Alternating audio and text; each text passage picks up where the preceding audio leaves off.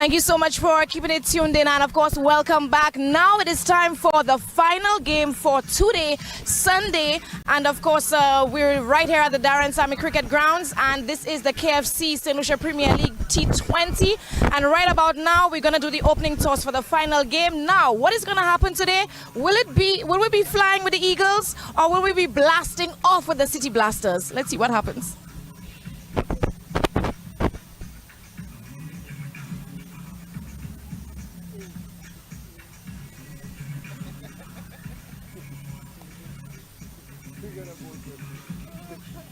All right. So, what's happening now, Tails? And we won the toss and we bowling. My teammates, after speaking to them, they wanna chase. So we'll see what happens. all right, wonderful. So we're wishing you guys a great game. We're ready to see what happens on the field. Thank you. US Polo Association is having a massive sale at both locations at the Castries and Baywalk Mall. 30 to 70% off. That's right, 30 to 70% off. Men's, ladies, and kids apparel. Now is your chance to get your favorite outfits at fantastic savings. 30 to 70% off. And it's all happening at both locations, Castries and the Baywalk Mall. US Polo Association would like to thank our loyal customers for the years of support. Don't forget, 30 to 70% off. Sale starts Wednesday, October 11th. This is your giant step. This is your game plan. This is your dream. This is your stability. And this is your backup. With 2 locations which provide quality service from people you know and trust, this is your biggest fan.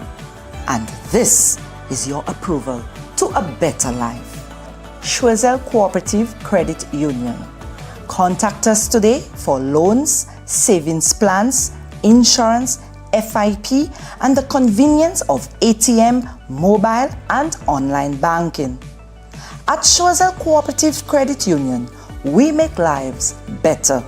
Call us today at 459-3119 or 459-3100.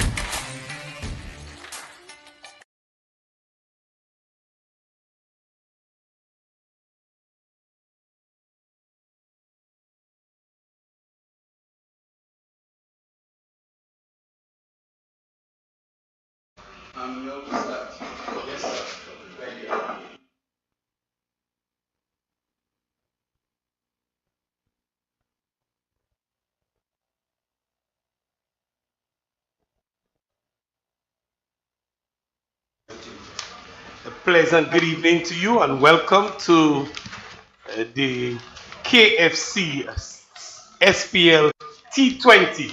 The hashtag show them how to party. And this KFC SPLT20 is powered by NLA.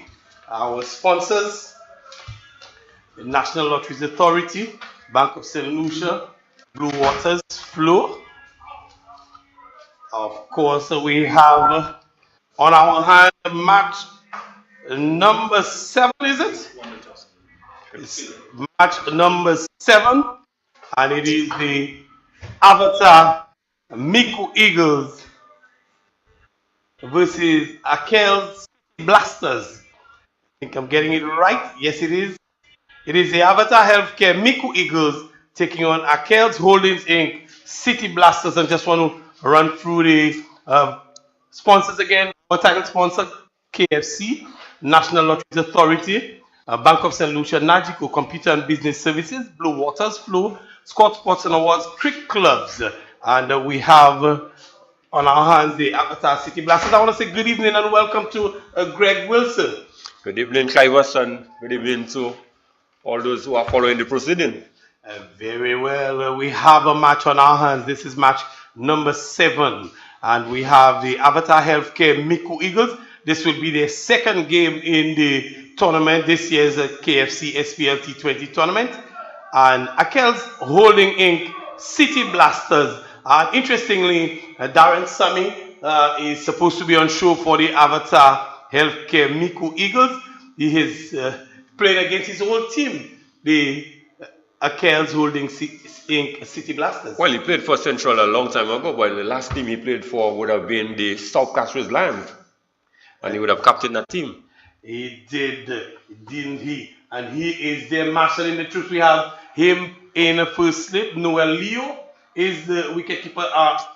Edward, the number 12, is opening with Stephen Natram, the captain of the Akel's Holding City Blasters team. And we're set and ready to go.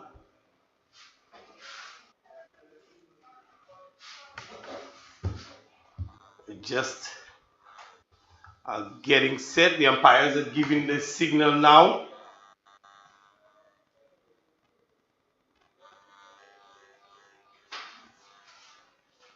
And of course, it is Leo who's going to open things up, and he starts off with a wide down the leg side, and Noel Leo skips across. It is Siobhan, what's the first name? I'm trying to get it for Siobhan you. Leo. Siobhan Leo, just trying to get the Leos. I'm confusing the Leos here. Siobhan Leo starting off with a wide down the leg side. Noel Leo skipping down there and making a good takeaway off the bat with a wide. And the account of the City Blasters open with an extra run here. Natram is in good touch.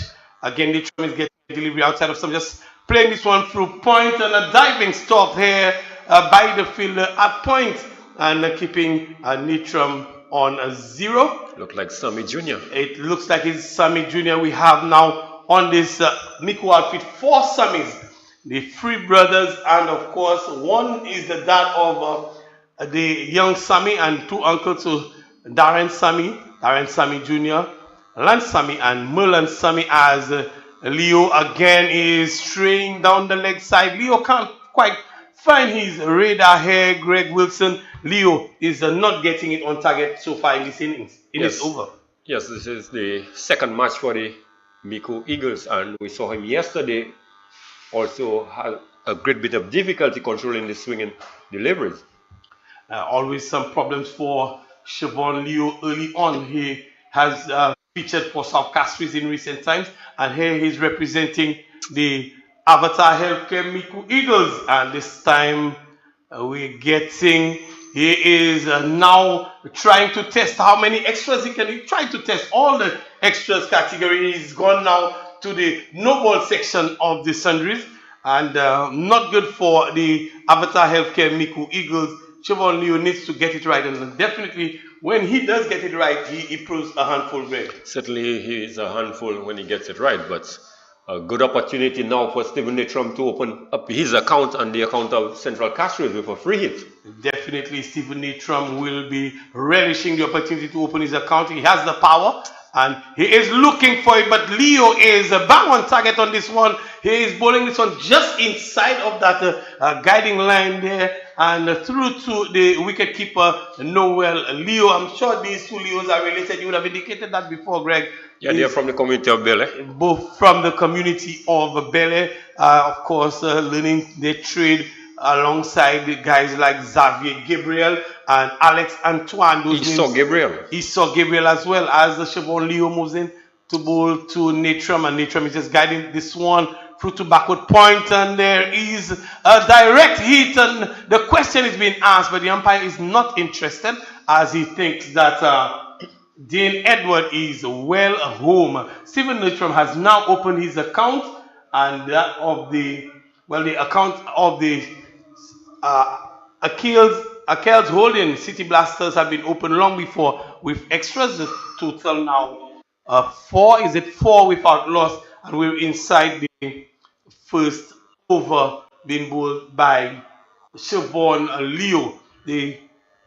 As we look at it, the Micoud, the Avatar Healthcare Micoud Eagles, as we get set, is the captain Darren Sammy. Merlan Sammy is in there. Lance Sammy, Darren Sammy Jr., Chauvin Charles, Mervyn Wells, Kirsten Jules, Noel Leo, the wicketkeeper, Rick Villeneuve, Zachary Edmond, Tyler Sukwa, Ted Jonas, Siobhan Leo, Sanjay Pamphile, and Irvin Frederick. That's the squad. And I will look at the 11 as Siobhan Leo moves in to this time Dean Edward. This one started wide and it continued going. Siobhan Leo is getting some movement and he can't seem to control this movement at the moment. Rick Villeneuve, Zachary Edmond, and Sanjay Pamphile are the players rested today. So you have Siobhan Leo in, Ted Jonas, Tyler Sukwa, exceptional Noel Leo,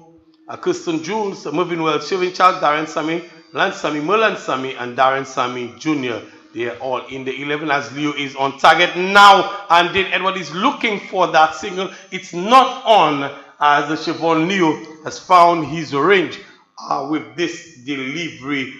Greg Wilson, a team full of Sammys and mixed up with the Leos. Siobhan Leo is on target on this occasion. Yes, good delivery there by Siobhan. Perhaps may have been a crossing delivery. Yes. He's really having difficulty controlling the ball. He's better served to doing crossing because he can't seem to land it in the right areas. He's getting prodigious movement here, Leo, as he comes again, and he has bowled a delivery that started wide and continued going again. Greg Wilson, Siobhan Leo is really not getting it right. We've gone through the 11 of the Avatar Healthcare Micoud Eagles. Quickly, we will look at the playing 11 of the Akel's City Blasters. Akel's holding in City Blasters as Leo moves in to bowl to Dane Edward, and this time he gets a delivery that is on the line of middle and leg, looking to play it into the onside, but missing it altogether, looking to play across the line of that delivery, and just looking at the Akel's holding City Blasters team. Captain Stephen Natram, Dane Edward, Jonel Eugene, Jaden Eli Box, Zai Antoine, Quinn Henry, Vernelius Gabriel, Kimani Sexius, Dexter Solomon, Leon Alexander, and Dylan John, as Leo is on target this time. Dane Edward just dabbing this one to short third man, where he finds Darren Sammy Jr., that's the junior one, patrolling that area, and they come through for a single. At the end of the first over, an over of mixed fortunes for Siobhan Leo, it ends with him just giving up 7 runs. So a good start in the context of a whole game for him. It was pretty difficult finding the radar, but a good start nonetheless, Greg Wilson. Well, you said a good start, but try was some 2 deliveries to complete 1 over. 7 runs nonetheless. Yes, last night we had an 11-ball over, and this evening to start this one, 12 balls bowled by Siobhan Leo. So he can consider himself pretty lucky just to have considered 7, in the final analysis. It means that nothing was taken off him. He gave away 7 because when he was on target, really, it was unplayable for him. But of course, he did bowl quite a number of wides and also no balls did Leo. And we're going to have his opening partner just to pick it up for you. It's a Ted Jonas, and we saw Ted Jonas in the first game that the Avatar Healthcare Micoud Eagles played. He's bowling pretty much off the wrong foot. Ted Jonas, a pretty funny, peculiar action, might I add. Ted Jonas as he moves in to bowl to a Natram. And Natram is helping himself. This one out towards mid-wicket. Edward is Dane Edward, and helping himself to 4 runs. Ted Jonas pitching short, does not have the pace to bowl that kind of length. And Edward was onto it in a flash and down towards the mid-wicket boundary for 4. Good shot from Edward. Ted Jonas really missing his length on this occasion. Yes, certainly Edward looks like a no-nonsense player this evening. First delivery really sat up there and really gave it the treatment. Given the room to get underneath this one, Jonas wants to do better as he moves in with his peculiar action. And again, outside of stump, going through to the wicketkeeper. Darren Sammy at first slip. He goes up, but this one is beating the outside edge of the Edward. A bit nippy as well. Some bounce extracted from the wicket there from Ted Jonas. And of course, this is the area he will look to play. He has Darren Sammy is the senior one at first slip as he moves in. He also has a third man in operation. This one, he gets under it, it holds up, and it will go all the way. It was looking at some point. Kirsten Jules was interested in this one because he hit it into the breeze, but it did have the distance on it to get over the rope. 6 runs to Dane Edward. Yes, Ted Joseph on this occasion again, just pitching short, and Edward getting into position very quickly, hitting against the rain, but clearly it had enough to go over the boundary for a maximum. But certainly the previous delivery was an unplayable delivery, but certainly a bit of inconsistency in the bowling. Definitely, and the captain Darren Sammy really giving him the sort of feel to ask him to bring the delivery up. He's giving some cover down the ground and not wanting him to pitch short because he really would encourage the bowler. There is a bit of movement available, and there's good captaincy on the part of Darren Sammy. We know his experience, and he brings this one up and he looks for the backward point gap, but he can't find that gap. He can't thread it. He has 3 men in operation in that general area, and he can't thread the gap. But good captaincy from Darren Sammy. He just brought third man into the 30-yard circle, pushed the fielder at a long off back in an effort to allow the bowler to bring the ball right up there, Ted Jonas.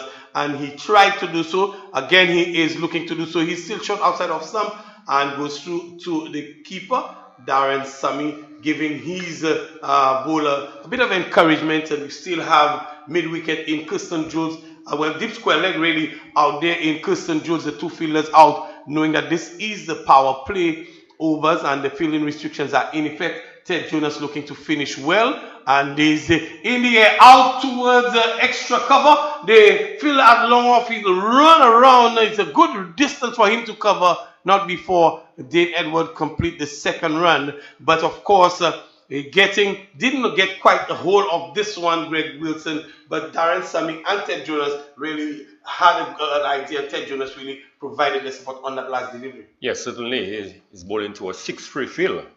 The offside is strengthened, and really looking, Darren is asking him to keep the ball outside the off stump, but at the end of a very productive over for the City Blasters, some 12 runs coming off this over. 12 coming off the over, and the score is 19 without loss, and Jonas completing an expensive over. He did have an extra in there, but he really got hit for some runs as Siobhan Leo will continue. Short and looking to spunk this one again is this time Stephen Natram. He can't get a move on. Siobhan Leo is bowling some iron balls here, and basically Natram is offering the wrong shot to that length of delivery. I think it was premeditated. Natram was thumping on the back foot, hoping for a short ball to dispatch in the mid-wicket region.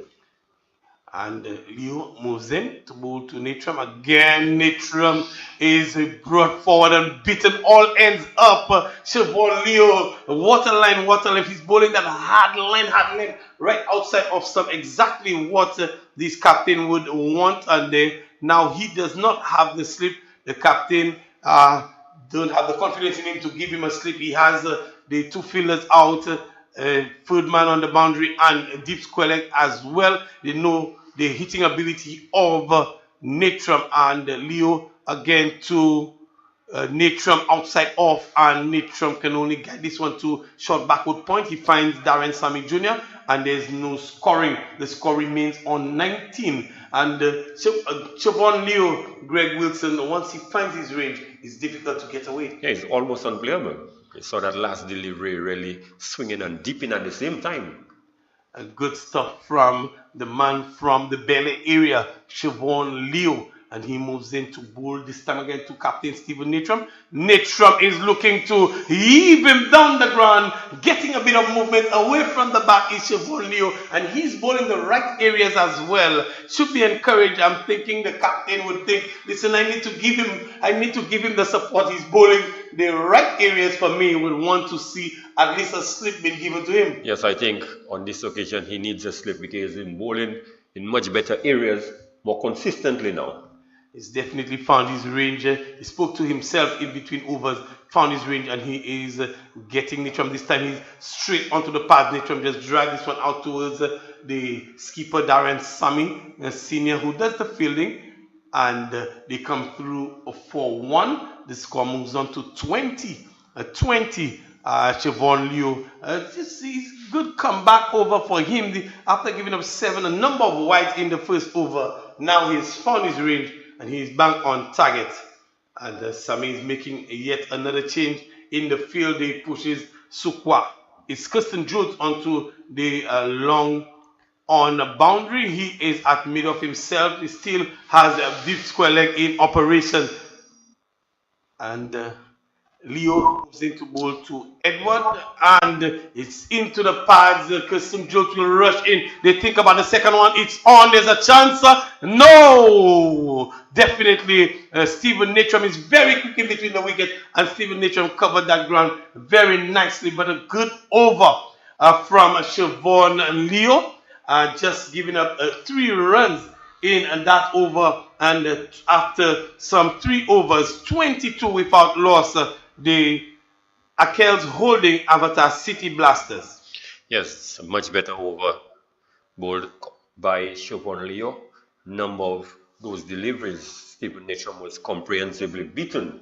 So certainly the captain will be pleased with his second over, the second effort. Really good effort indeed.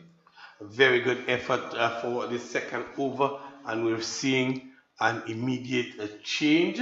After that over from Ted Jonas, it's going to be Darren Sammy Jr. who's giving the ball, and Noel Leo calls for the helmet as he's going to be standing up to Darren Sammy Jr. Darren Sammy Jr. bowling inside the power play. Is that a good idea, Greg Wilson, for Darren Sammy Jr. to bowl inside the power play? Well, I think only time will tell, but I think it's a gamble on the part of the Darren Sammy Senior. I think he's trusting Junior to go out there and do the job for him. He's reposed a lot of confidence in his son. I might have had a long chat with him from yesterday. And Sammy to Edward. Edward is driving out towards a long off. It was Natram. It was Natram, really. The score, the monitor is well behind. Stephen Natram driving out towards long off and comes through for the single. The score moves on by 1 to 23.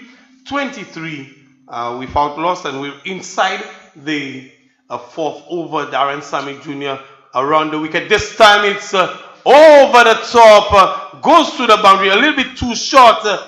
Dane Edward was onto this in a flash, and again helping himself over short fine leg into the boundary, 4 runs. Yes, Sammy Jr. looking to push this one through and just dragging it down, rank long hop, and Dane Edward getting into position very quickly, just hitting it over the man at the short backward region and down to the boundary for 4. So good shot indeed by Edward. And Dane Edward is on the charge. He's moving on, and now Sammy Jr. left arm around the wicket to the right-handed Dane Edward. Sammy Jr. to Dane Edward, and Dane Edward, he going for the heave. I'm sure this one did not go in the direction that he intended, but he come through for the second. Too quick running. Good running between the wickets between Natram and Dane Edward. A good understanding as well. 2 very fit young cricketers, and good pressure in place on the Avatar Healthcare Micoud Eagles. Yes, in terms of running between the wickets, I think they would complement each other. Natram is quick between the wicket, and Edward as well is very quick between the wicket. Sammy left arm over the wicket into Edward, and Edward is finding the extra cover in Ted Jonas. There's no run on this occasion, and Sammy has given up 7 in the 4 deliveries that he's bowled so far, and looking to finish this over well. round the wicket to Edward, and there's a loud appeal. The finger goes up, and the gamble has paid off. Sammy fired this one in, and then Edward was late on that one, and a judge leg before wicket. Yes, I think it's a good decision from our vantage point. I'm almost straight behind, and certainly he was struck right in front of the wicket. So good bowling there by Sammy Jr. And as we did say, the gamble did pay off. And certainly the gamble paid off. The replay is coming on now. Coming around the wicket is Sammy Jr. and firing this one in the Edward. It looks very, very adjacent, if you ask me. And Leo was confident as well, and good. The Darren Sammy, the umpire was very sure as well. But just looking at where Dean Edward ended up, you could see it was right in front of the stump. He definitely was, and Darren Sammy trusting his son, and the left-hander comes on in. Looks like Jonel. The John L. Eugene. It definitely looks like John L. Eugene. And he comes to join his keeper, Stephen Natram, and Darren Sammy Jr. opts to go over the wicket, left arm over the wicket. He has a slip in operation as well.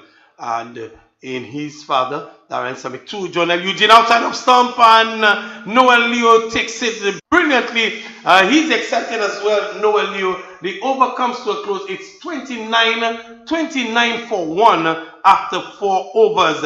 29 for 1, and Sammy Jr. has bowled a splendid over, Greg.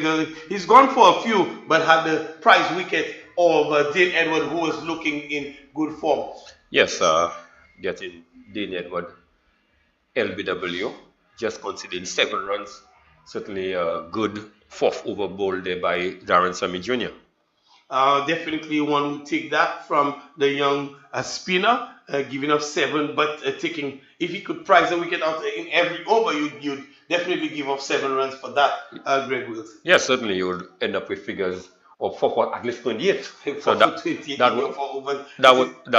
would be excellent return. And it looks like we're going to see a change. This is definitely Tyler Sukwa, the peculiar fashion of starting. Tyler Sukwa, and he is into the path of Natram. Natram did not get much bat on this one. No bat at all, according to the umpire. And this one just goes into the onside. They come through for 1 leg by to move to 30. Tyler Sukwa had a very, very good return in the other night. Was last night. Yesterday, the first game. And Tyler Sukwa bowling to his former teammate, or you could say teammate in the national competition, that is Stephen Natram, and also they are from the same community, Forestier as well. So they would have played a lot of cricket together. Oh, Natram is from Forestier. Oh, that Forestier was the land of the Indians. Right, so what you tell me, if you go to Kulitong, you won't find persons with bad hair there? This is the lighter moment as Tyler Sukwa comes in to bowl to John L. Eugene outside of stump, and it goes through. The umpire judged that as being too wide. Tyler Sukwa is extracting a bit of bounce early in this wicket, and the captain, Sammy, goes down to Tyler Sukwa as if to offer a word of advice to him. Tyler Sukwa has not even noticed. He does hear him now. Tyler Sukwa slows down. Sammy is giving him just a little bit of instruction as to exactly where he wants it. And Sammy, I've not seen him run as well as he's doing now. Maybe this golf is working for him, Greg Wilson. Apparently. I am sure he... You must ask him the secret. I must ask him the secret. He's running very nice and light on his feet. And usually there's a limp in his run, but I think he's gone over all his injuries. 2 slips in operation now. Sukwa into John L. Eugene, and this one is cutting him in half like hot knife through butter, Greg Wilson. I think John L. Eugene expected the ball to go away towards the slip, and it just came back at him. And the reason why he was really crumped to a room at the last moment. Definitely the exchanges of Darren Sammy, the pressure that he's been putting in the field is causing some problems in the mind of John L. Eugene. And you need to be clear in your mind. Tyler Sukwa, he is high in confidence from his performance last night and moves into ball to John L. Eugene. Again, this one is just outside of stump and it looks like an event every delivery. John L. Eugene missing again, looking for the cut shot, not making any contact, and this one goes through to the wicket keeper. So Tyler Sukwa, a good start from him, Greg. Yes, he's been bowling in good areas, but noticeably that John L. is not really moving his feet. It's more his hands. He's relying on just the hand, and the textbook would not be giving that sort of advice, especially early on. Wanted to start dancing, start moving, and John L. Eugene this time he finds the bat into the offside and come through for one. The fielders converge on this delivery, not before they come through for that single. John L. Eugene opens his account. Stephen Natram, he's been having a tough going here. He's still on 3 from 11. The score is 32 for 1. Dane Edward, who had been doing the bulk of the scoring, has been dislodged. And now Tyler gets to bowl to Natram for the first time.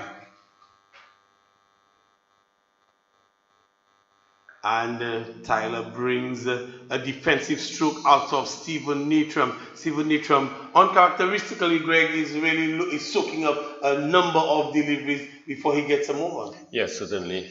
This is not the Stephen Natram that we have grown to know over the past few seasons. Very aggressive, especially in the power play. And Tyler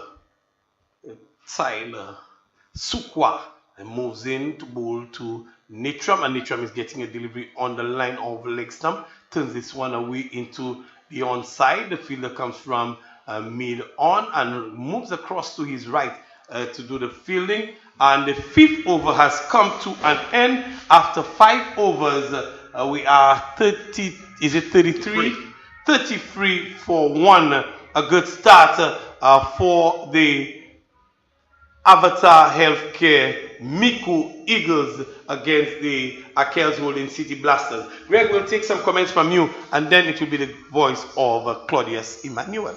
Yes, much different team today.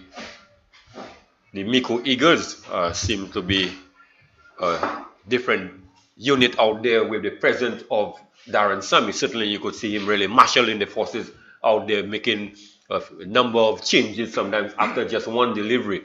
Claudius, so welcome. Yes, thank you, Greg. So 33 for 1 over number 6, and it's going to be Jules. A bowling change. Is that Kristen Jules? Kristen Jules, who is going to come in, number 53, and he is going to be moving into Natram. Natram to this delivery is looking to work it on the onside. Big appeal, but umpire James is not interested as he ignores the appeal. It's looking to head down the leg side. So 33 for 1. The toss being won by the Micoud Eagles. So they have put in the City Blasters into bat. Natram and Dane Edward opening. Edward going LBW to Sammy Jr. for 21. This delivery off the back foot goes Natram and doesn't make contact. The ball going into the gloves of the keeper, Noel Leo. Natram here really struggling, Greg. 3 from 13. Yes, I was just about to indicate that here. Claudius is very uncharacteristic of Stephen Natram. Jules will move into Natram, the right-hander. From the far end, balls to Natram. Big drive outside the off stump. The ball is wide of off stump. So wide that the umpire has to call wide. So 34 for 1. And but a bit of a waft there at that outside the off stump. He was not looking to maybe come across to reach it. And an innings which is uncharacteristic of Natram.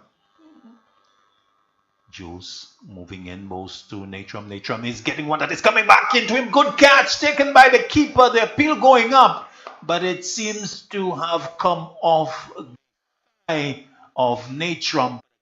Catch as the ball cut back into the right-hander, and Noel Leo having to go to his right in front of Darren Samyat. Slip, taking it one-handed, but no edge. Yes, good reflex action there by the young man Noel Leo. This one really jabbed back very quickly, sharply at Stephen Natrum. Juice to Natrum. Natrum lofts it out towards long off, but it's over the head of the fielder, and 6 into the plane, the dugout of the Micoud Eagles team. So pitched up, and Natrum lofting it away high and handsome over the head of the long off fielder, who was interested for a while, but then he realized that it was sailing over his head over the boundary for 4. Natrum going up to 9 with this maximum. Juice moving in, balls to Natrum. Natrum down the leg side, clips it, but the man inside the circle will fire the return in, and there'll be an overthrow as the backing up is not all that clean out on the offside. So 2 to Natrum as he goes into double figures. The total going to 42 for 1. This is the 6 over being bowled by Jules. Solitary slip in Sammy. Jules moving in, bowls to Natrum. Natrum gets a wide delivery, flashes at it, but again it's so wide that umpire James has to spread those arms, and he's kept them spread, looking for acknowledgement from the scorers. Almost umpire James being made to exercise. Greg Wilson says crucified as thinking of stretches as delivery that is slower. It's into the leg stump. Natrum quickly into the non-striker's end. He's turning and getting back for the second. And again, an awkward return coming into Jules from, looks like it's Servin Charles, who's getting the return in. So the over is completed. At the end of it, the total is 41 for 1 with the Micoud Eagles. In fact, 45 for 1 Micoud City Blasters with Micoud Eagles in the field. Yes, the end of the power play, yes, some 45 runs. I think the City Blasters would be sort of pleased with the effort, considering the sort of slow start they really had, but this last over yielded some 12 runs. Indeed, so it's a decent start, particularly from the point of view of just having lost only 1 wicket. So it's not the biggest power play score that we have seen, but it is something that they can work with. Tyler Sukwa starts his second over, moves in, bowls to Jonel Eugene. Eugene is back, and the ball is, well, it was in the path of Sukwa in the follow through. Jonel Eugene was quickly off the mark with the run, but had Sukwa picked that up, it could have been interesting. Of course, that is if he could have broken the stumps with an eventual throw at the wicket, but Jonel Eugene got away with it. So he goes to 7, and Sukwa will move in now to Natrum. Natrum to this delivery. He's getting a loose delivery down the leg side, whips at it, doesn't make contact, and Leo takes behind the stumps. More wide is being added to the total. One more. This time it's umpire Mathering who is stretched out with the arms horizontally and lingering with it, because the acknowledgement from the scorers to our left is a little slow. Eventually they communicate. Sukwa moving in, bowls to Natrum. Natrum to this delivery goes back and plays it into the offside. Sammy Jr. is moving in, picks it up on the edge of the square. So 1 more to the total, 1 more to Natrum, and he goes into double figures, and the total 48 for 1. Sukwa will now bowl to Eugene. Very quirky type of action from Sukwa, with the left arm extended behind him, the right arm as he starts, delivered a shot and pulled away by Eugene down to long leg, straight to the fielder, and the return comes in on the bounce. So one more to Eugene, total going to 49 for 1.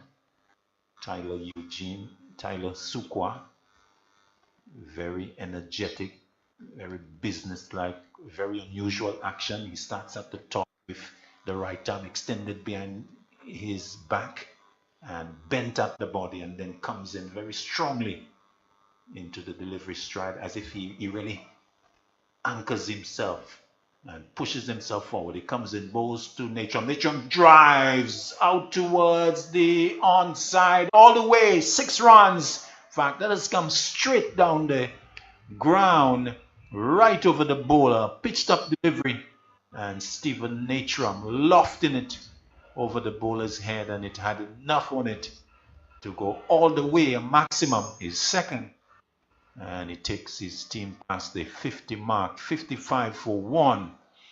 A nice, lusty, lovely blow from Natron. Sukwa looking to improve on that, will move in once again. Goes past the umpire, balls to Natron. Natron driving airborne out, possibly to the sweeper. Catch taken straight down the throat of the sweeper. Merlin Sammy. Natron driving loftily, but straight to the fielder who's posted at the extra cover boundary. So a case of 6 and out from Stephen Natron, as the City Blasters, they lose their second wicket, with Natron going caught Merlin Sammy off the bowling of Sukwa. And in the 7th over, it is 55 for 2.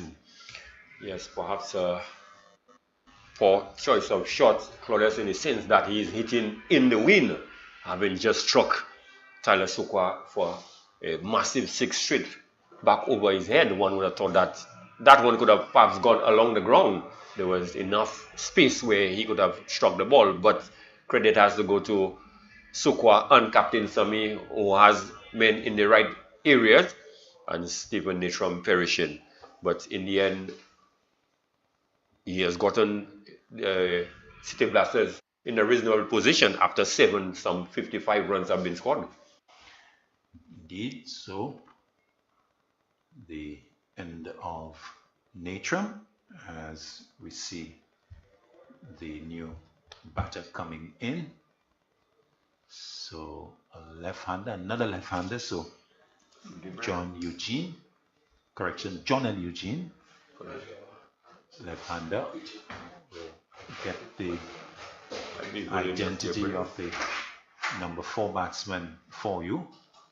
Sukwa moving in, balls to him, delivery that is into his thumbs, driving nicely along the ground, but straight to mid-off, and there's no run. So Vern Gabriel, the left-hander, was coming to replace Natron. So the over completed from Sukwa, his second, the 7th of the innings, and the score 55 for 2.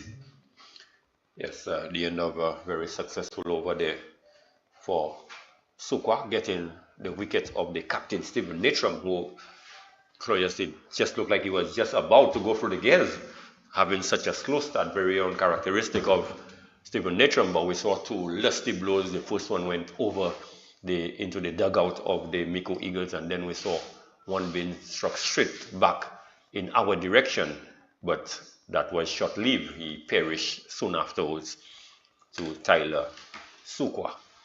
But Claudius, I ask you, did you play with Walter Sukwa by any chance? No, in fact, Walter played with Walter Sukwa. Oh, that's the uncle of Tyler Sukwa. Yeah, I thought so. So Walter Emmanuel, my brother, yeah, he would have played with Walter Sukwa. Of course, Walter Sukwa, the late Walter Sukwa. Yeah, he passed. Unfortunately, a national player. And in fact, I grew up listening to cricket with Walter Sukwa being very much in action. Darren Sammy is into the action with some off spin. Guess what? Well, what Jeff Boycott would call lollipops. Down the leg side as Sammy bows to Eugene. Eugene forward and plays into the offside, and he gets one.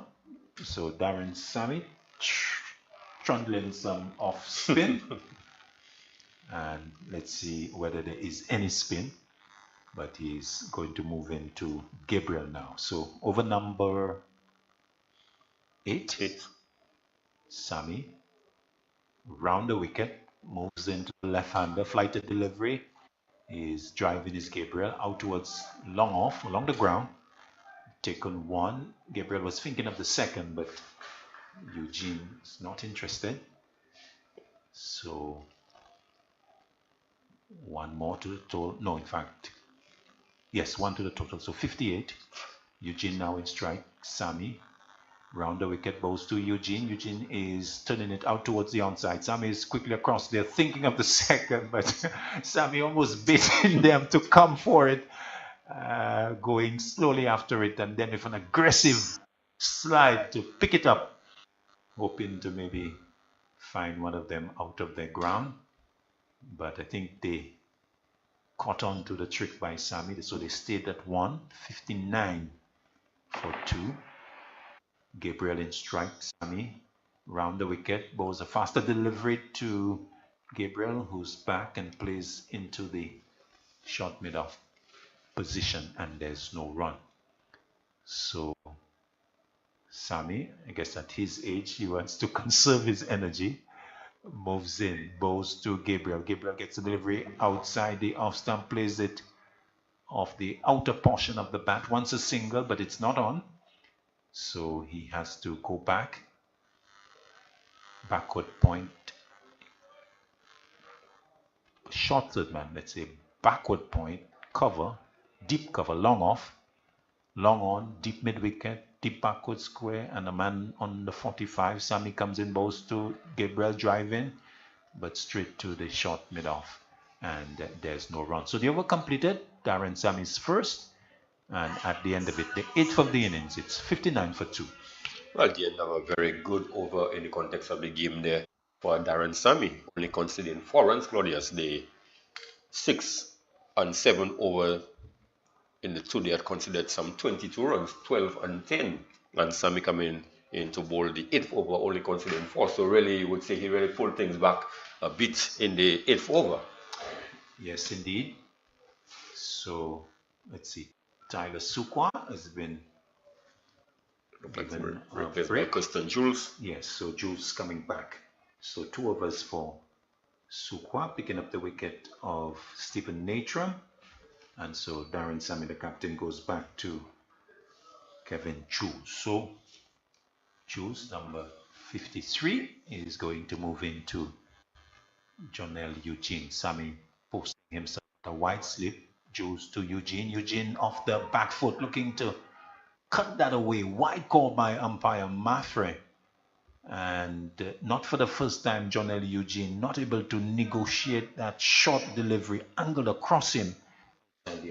Yes, he is more looking to like uppercut, but the ball certainly would have gone through before he has even completed the shot.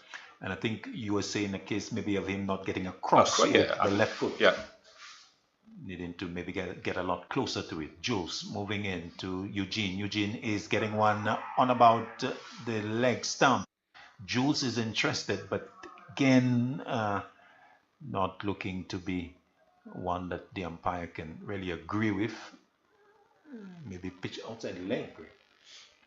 Yes, certainly from our vantage point, it looks like it was pitched outside leg stump. So the right-hander operating over the wicket to the lefty. Jules bows to Eugene, a slower delivery, a bit of hesitation, but in the end, the single is on. In fact, there's a lot more in it. They can take 2, as it's the long on that has to come off the boundary. Yeah, Siobhan Leo. Pick up. So Siobhan Leo picking up the ball on about the area of the field restricting circle. Yeah, the 40 yards, so you really would have to run a long way to prevent them 2 runs. And Valenius and Jonel certainly look quick between the wickets. Yes, so 2 to this pair of left-handers. They take the total to 62 for 1. This is over number 9.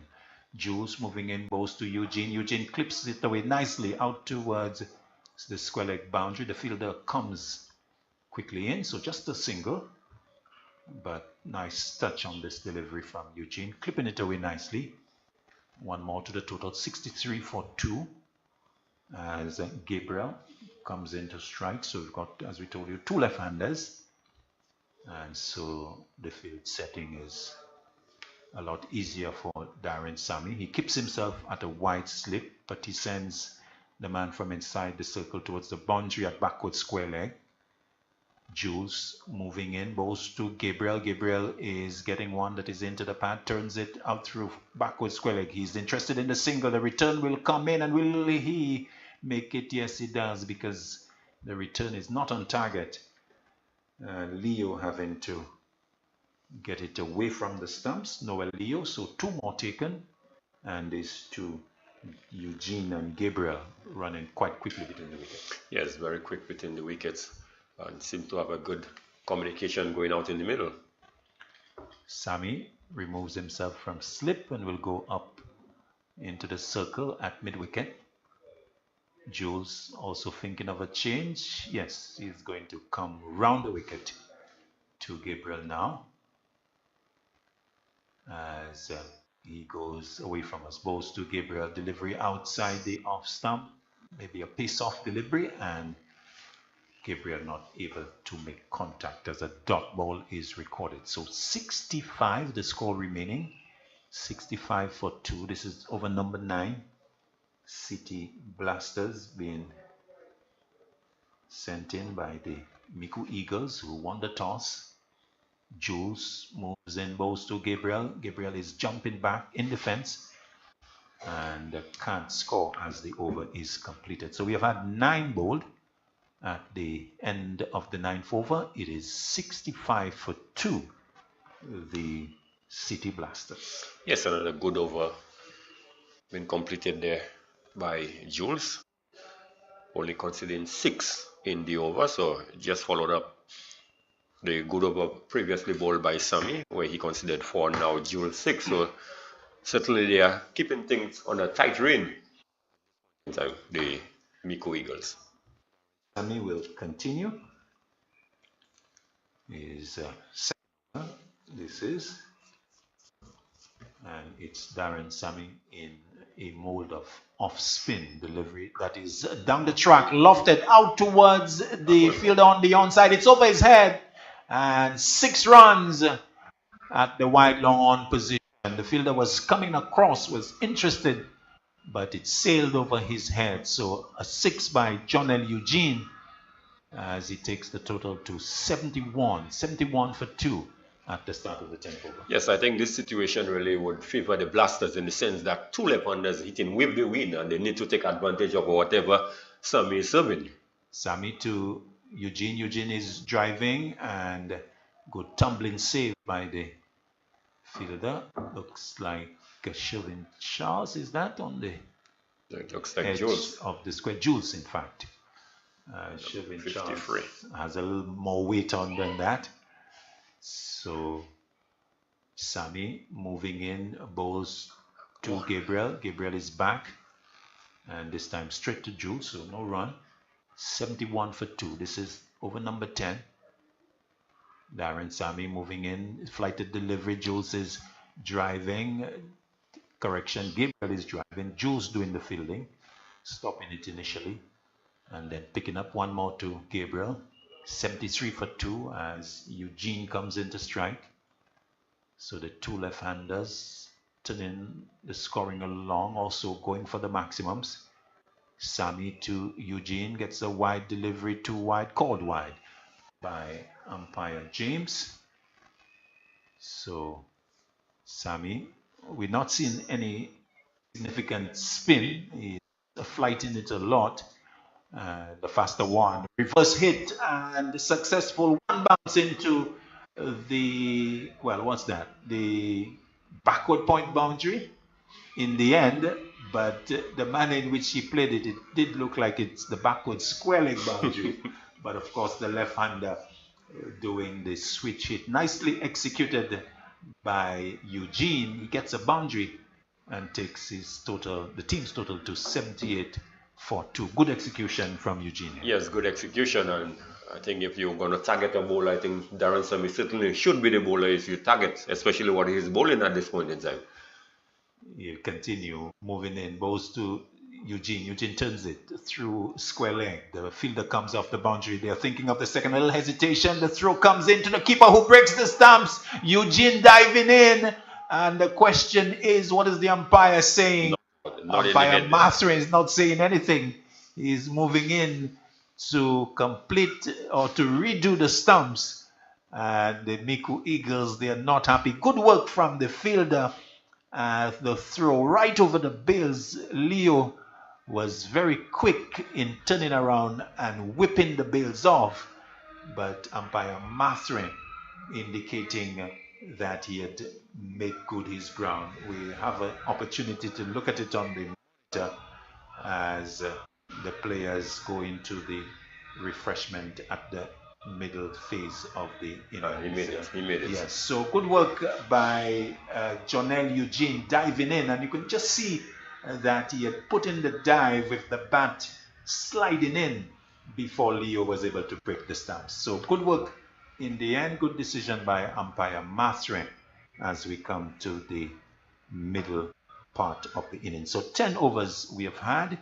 The City Blasters, they've gone to 80 for 2 with Gabriel and Eugene, the 2 left-handers, with a nice partnership because they would have taken the score from 55 for 2 when Stephen Natrum was dismissed off the bowling of Sukwa.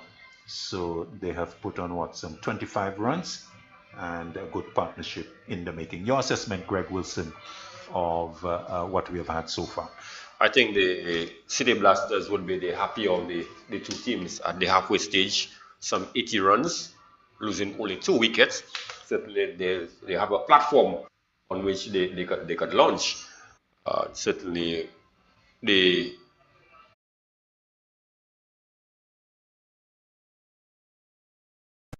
US Polo Association is having a massive sale at both locations at the Castries and Baywalk Mall. 30 to 70% off. That's right, 30 to 70% off. Men's, ladies, and kids apparel. Now is your chance to get your favorite outfits at fantastic savings. 30 to 70% off. And it's all happening at both locations, Castries and the Baywalk Mall. US Polo Association would like to thank our loyal customers for the years of support. Don't forget, 30 to 70% off. Sale starts Wednesday, October 11th. It's a new day. A day we've been waiting for our whole lives. This is the beginning of something that we thought was impossible. We've put in the work to get to this moment. To work together as a team. And trust me, they know that Chozelle is on the rise. What they don't know is that we are just getting started. Chozelle Cooperative Credit Union. Call us today at 459-3119 or 459-3100.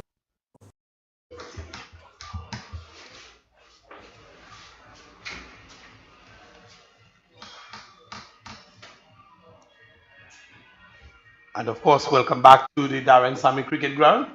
We're seeing the Darren Sammy Jr., Merlan Sammy, Lance Sammy, and all the Sammys showing up this evening for the Avatar Healthcare Micoud Eagles.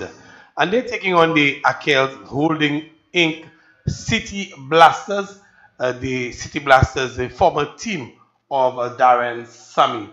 And at the wicket now we have Jonel Eugene and Vernelius Gabriel. They put on 25 together as they are looking to continue to build on that. We'll see Darren Sammy Jr. and he is coming from the media center end, left arm over the wicket to Vern Gabriel. and he beats him outside of stump through to Noel Leo, the wicketkeeper of the Avatar Healthcare Micoud Eagles. Flighted delivery driven straight back to Darren Sammy, and he's asking the question, but Eugene had not left his ground. Darren Sammy looking for the run out at the non-striker's end, but not successful on that occasion. As I say, welcome back and good evening to Jamal James. Jamal, what do you make of the proceedings so far? It's very good going here by the boys from the city against the Micoud team. And it is Sammy Jr. played into the onside. They come through for one, and there's no thought of the second. The return comes in. Awkward return to Noel Leo, the wicketkeeper. He does the mopping up exercise. One more to the total. One more to the total, and the score. Jonah Eugene comes into strike.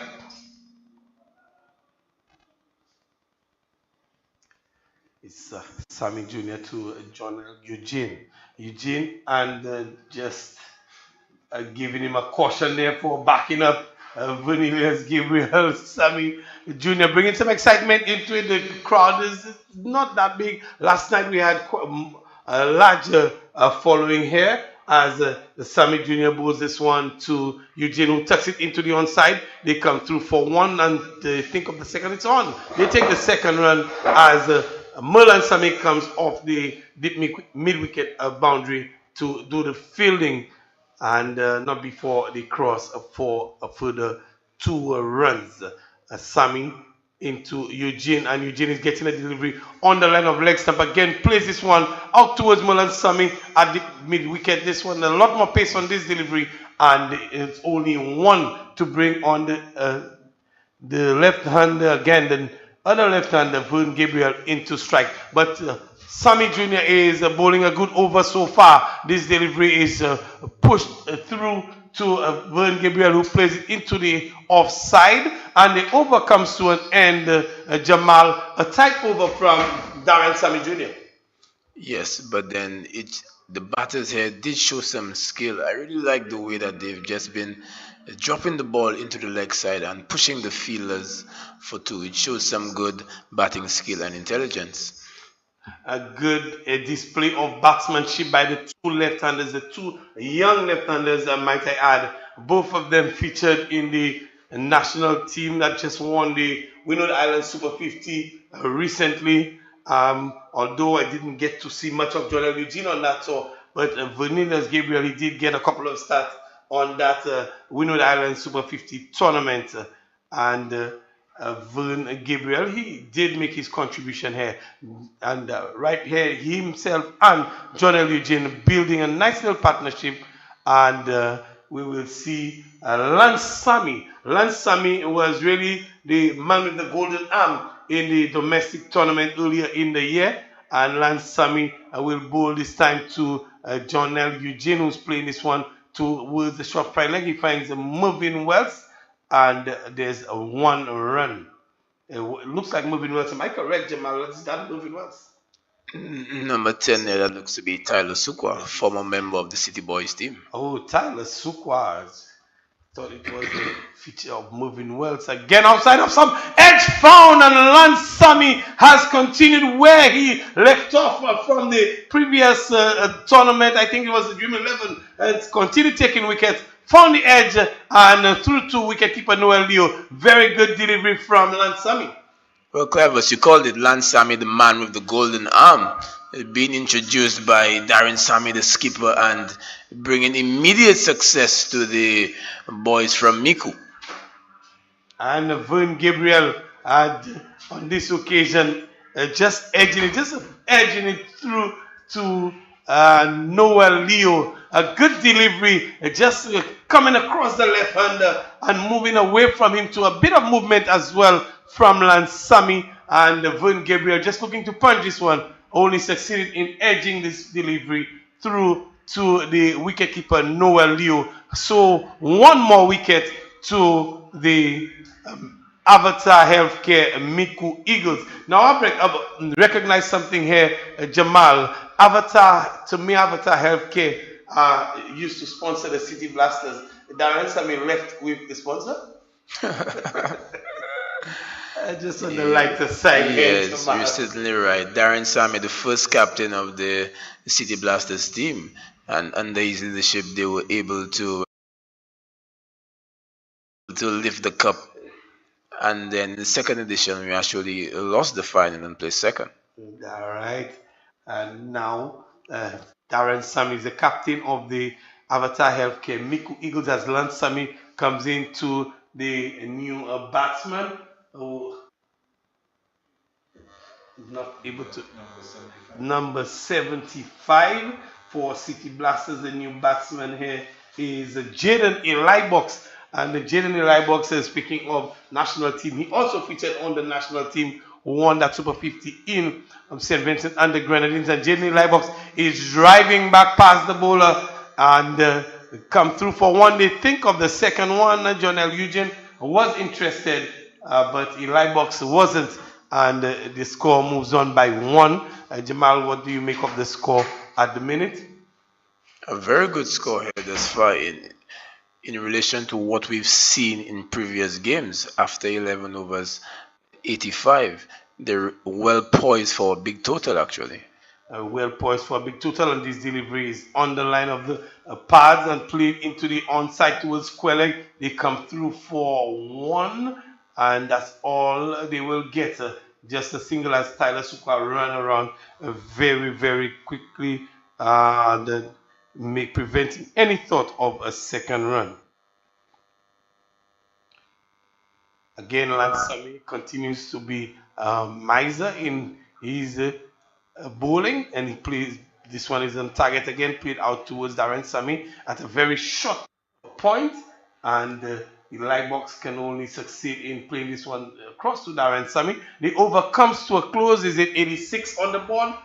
It looks to be 87. 87 for 3 after 11 overs, and really 12 overs gone so far. 12 overs gone, 87 for 3. A good foundation really by the City Boys. No need to panic, no need to worry. They have the batting, the City Boys, to push through and put on a good score. What do you make would be a good score for them to defend here, Jamal? Well, in the previous game, actually the game at 12, we saw that a score of 140 actually came down to the last over. In fact, the opposition team won with just one ball remaining. But usually at night we see bigger scores. So I think that the City Boys may get up to a region around 160 here tonight. 160 in my call, and it's Darren Sami Jr. who will continue short pitch delivery down the leg side, and a good take from Noel Leo. The umpire will stretch his umpire Mafre to indicate a wide ball. This one was fired down the leg side against Sami, and firing this one into acres of real estate. They come for one. They think of the second. It is on, well weighted into the onside really, and calling Merlin Sami all the way from the mid-wicket boundary. Well weighted, easy for them to get 2 runs there, Jamal. Well played. John L. Eugene has continued to do this here. Just keeps milking the ball and dropping it into the onside ever so regularly. Just toying with the fielder there, Merlin Sami, on the deep mid-wicket fence.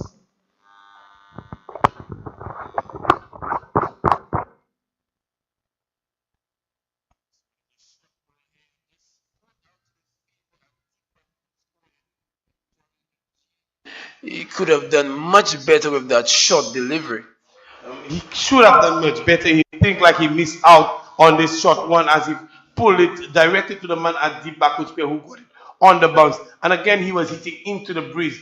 John L. Eugene should have done much better on a very loose delivery from Darren Sami Jr. And he continues, Darren Sami, just a couple of pieces and in, fires this one in. This time there's a fielder shot. There's a chance of a run out, but a good pressure running, good running between the John L. Eugene. Now we saw it with John L. Eugene and Vern Gabriel, and now we're seeing the same with John L. Eugene and Jaden Elibox. Those youngsters are very fit and pretty quick in between the wicket as Sammy comes in again. Flighted delivery, and Sammy's diving and makes a half stop. A good effort there from Sammy to prevent the single as Eli Box was just pushing into the offside and looking for that run. Good effort from Sammy Jr. The due factor, Jamal, do you think it's going to really affect this outfield there, and how much impact is it going to have as Jaden Eli Box plays this one out towards the cover region and come through for the single? How impactful is the due factor here, Jamal? We've seen the past few nights that the spinners have really struggled to grip the ball, and then, but it looks like right now Darren Sammy Jr. is doing a good job of that. But just speaking of that, there he bowls a full toss and dispatched over his head here for 6, struggling to control the due here, Clivers. Struggling he is, and Jaden Eli Box is not. You see him wiping the ball because there is a bit of moisture on that ball. The due factor, I walked on that field last evening after the game and saw it was wet. I thought it had rained because there's a lot of dew around, and as we were talking about, it seems like it was the commentator's curse, really unable to land this one, and Jaden Eli Box taking a heavy toll on a full delivery, just dispatching it for another 6. And after 13 overs, 98 for free, the Akels holding City Blasters 98 for free after 13. A very solid platform being laid there, and certainly if they continue along this vein, they will in for a really big score. Yes, you would have mentioned that Eli Box, John L. Eugene, Vern Gabriel, Stephen Natram, these 4 gentlemen at the top of the order for the City Blasters would have just represented St. Lucia, so they represent some of the better batters that we have on island.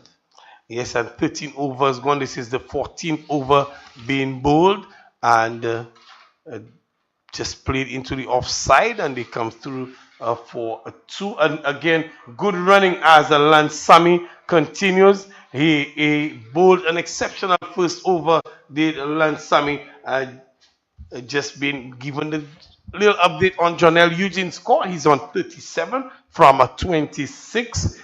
32 from a 26, Jonelle Eugene. And this one is played out towards a long off, and he comes through for a single. Lance Sammy continues to bowl a heavy length, pretty tight from Lance Sammy. I didn't call him as the man with the golden arm. Once he has the ball in hand, you know something is going to happen. Lance Sammy and Jonelle Eugene has moved to 33. We have Eli Box driving past the bowler out towards the boundary. The fielder from long on comes around and makes the stop, not before they come through for 2 runs. 2 more to the total. The 100 has been raised in this over. 101 for 3. Eli Box has moved to 8, and Eugene, he's on 33 from 26. 8 from 5. Jaden Eli Box. Lance Sammy is looking to stem the flow of runs, try to just stop things a bit. This one is in the air, the fielder runs around and he can only watch it as it sails over the boundary. 6 more to Jaden Eli Box, and Jaden Eli Box is very strong down the ground. Jamal, he's not missing out on anything that's within his arc. Yes, really and truly known for his left arm spin, but his batting has grown leaps and bounds in the previous year. He actually dominated the T20, the national T20 competition, and did very well in the Dream 11 as well. It's a pity that he didn't get much opportunity for St. Lucia in this year's tournament. And Eli Box again faces up to Sammy. This one is played out towards a wideish long off. The fielder run around to his right, and he's making the stop not before Jaden Eli Box add 2 more to the total. And we spoke of the foundation being set there, and we're seeing after 14 overs, in the 14th over, 109 already posted. Eli Box has moved on to 16 from 7. Good little cameo from him and Lance Sammy would want to finish well. Jaden Liebox, this one again in the air, and again the fielder is only a spectator as it goes over his head. Lance Sammy will be ill-advised to bowl that area to Jaden. He's hitting it very, very well. It's the second time that he has been guilty of overpitching the ball, landing this one in the slot. And just look at the ferocious swing here from Jaden Liebox. Plants that front foot down, keeps the head down, and the ball sails over the bowler's head. Excellent technique, and good that you mentioned that, Jamal. It's excellent technique from Jaden Liebox. He's very, very still. He plants that foot, nice solid base, and once it's in the act, he goes with it. Free swing, free flow of the bat, and he gets it into good areas. And the spectators the fielders can only be a spectator as the ball sails over the boundary. And someone described a 6 as a delivery, a ball hit over the boundary where the fielders are spectators and the spectators are the fielders, because they're the ones who catch it beyond the boundary rope. And on this occasion, Jaden Liebox just depositing this one over the boundary. And we're seeing from the media center end, we will see another change. Number 10 on his back, former City Blasters player, is Tyler Sukwa, in his peculiar fashion, pulling this hand back, launching himself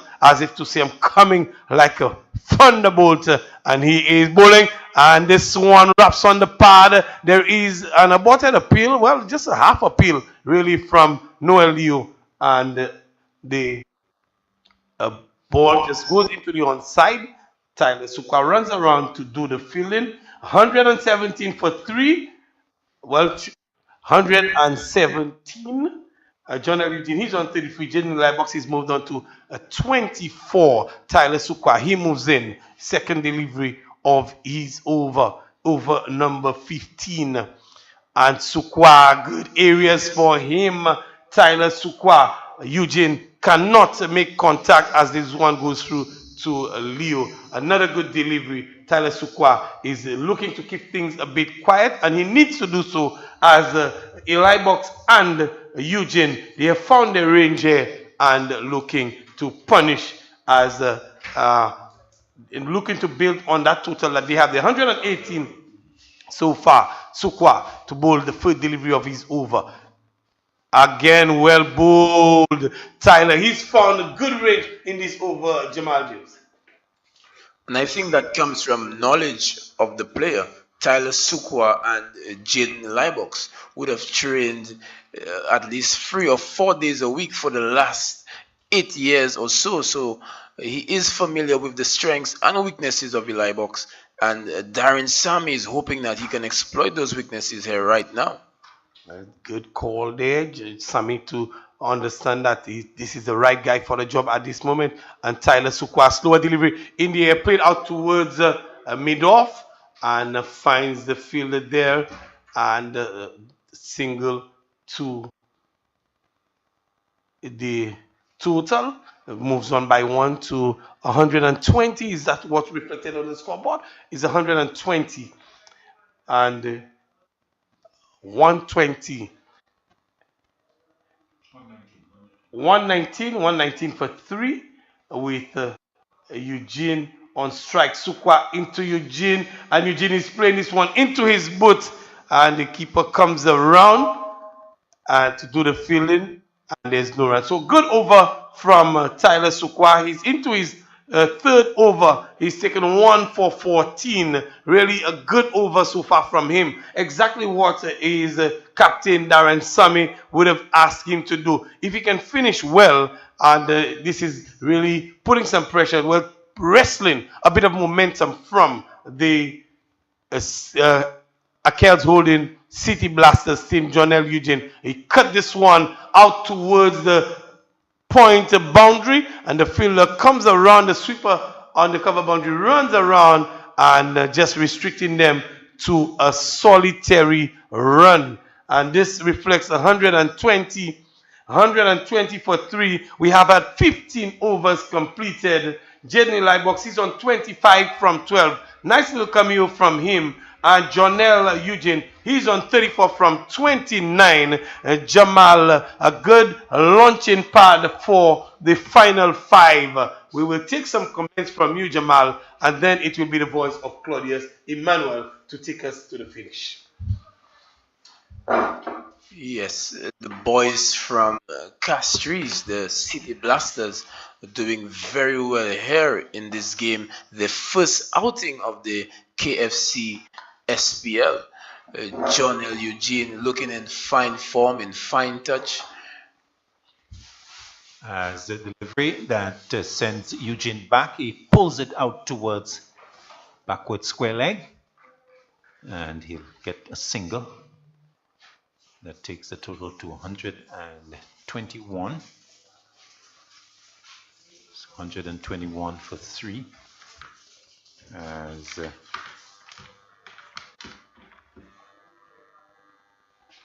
got over being continued outside the off stump, this time to Eli box, and there's no run, so I think it's Jonas who's coming back. Yes, and that represents a much safer line to Jaden Eli box. I think once you get too straight to him, you're in danger. Jonas moving in balls to Eli box, who is taking a step outside the off stump and swinging away unsuccessfully. So no run, the total remaining on 121 for 3. So Ted Jonas comes back. He had 1 over for 13 runs. So he's come back for his second. Eli box 25 from 13. Jonel Eugene 35 from 30. Delivery that is played away from the keeper very nicely out towards third man. It will be cut off as the return is a little wayward, but he will come back for 2. So Eli box helping himself to 2. So his brisk scoring continues. So he's going to move to 27. This has been a nice partnership between these two. They took the score from 85 for 3 with the loss of Gabriel. Jonas to Eli box, driving on the bounce back to Jonas. So no run resulting on this occasion. And these two left-handers, Jamal, they've done a good job. Partnership of what, 24 plus 15, that's what, 39. A good partnership so far. As delivery that's short and pulled away on the bounce to the player at backward square leg, and so just 1 will be had as the over is completed. The 16th, it finds the total on 124 for 3, and this has been a good partnership. Some 39 added for these two, between these two. An excellent over here from Ted Jonas in the context of the game. He did not leak any boundaries, and I think he went for under 6 or so in this one. But the two left-handers doing a really good job of putting some pressure on this Micoud team. And Claudius, I just feel that with these two at the wicket, even the previous batters, they're running between the wickets. It just almost seems like we're watching a different caliber of cricket with the first game of this tournament. Yes, these two in particular, they may be demonstrating the best running that we have seen so far.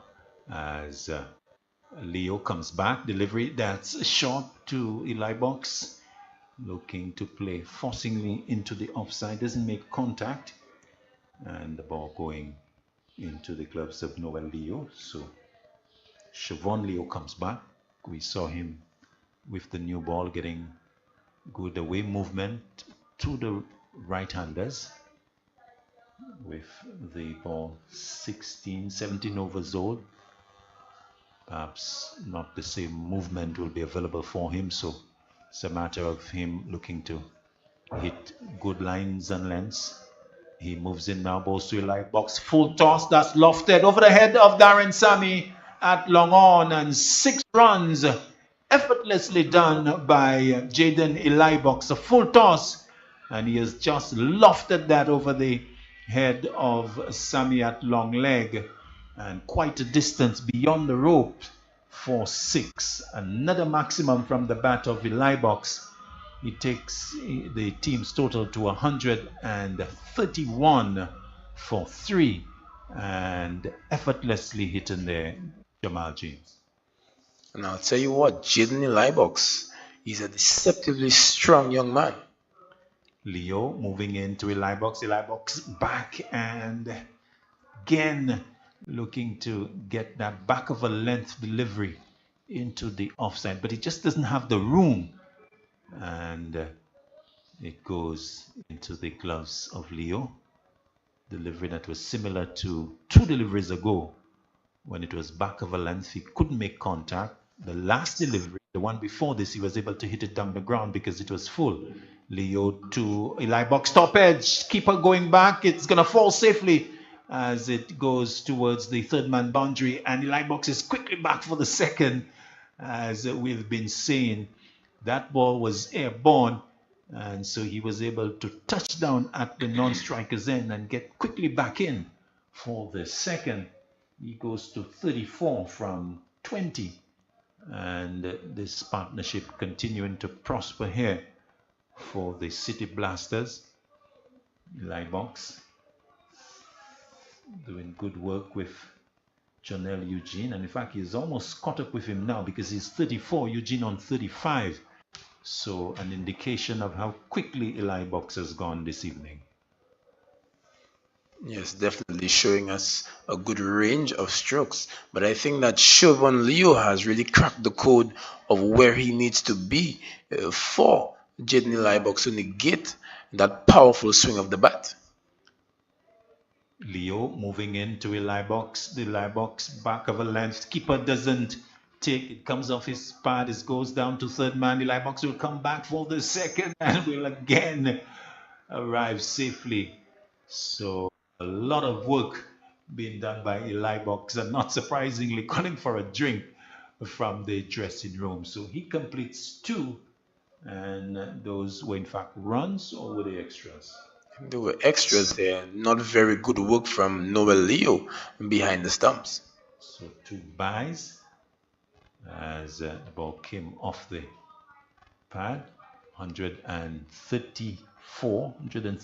The scoreboard saying 135, but we'll go with the monitor. I think that's the correct one. It's been updated. So Eli Box overtaking Eugene now. He's on 36. Eli Box delivers that shot and edge and caught by the keeper. So back of a length again, proving to be not only difficult for Eli Box to score, but also bringing about his dismissal. Short delivery and looking to cut at it. It took the bottom of the bat, going to the left of Noel Leo, but the keeper coming up with a smart 2-handed catch. So the end of Jaden Eli Box, caught off the bowling of Von Leo, and the City Blasters, they have lost their 4th wicket with the score and 35. Yes, a very enterprising innings there from Jaden Elibox.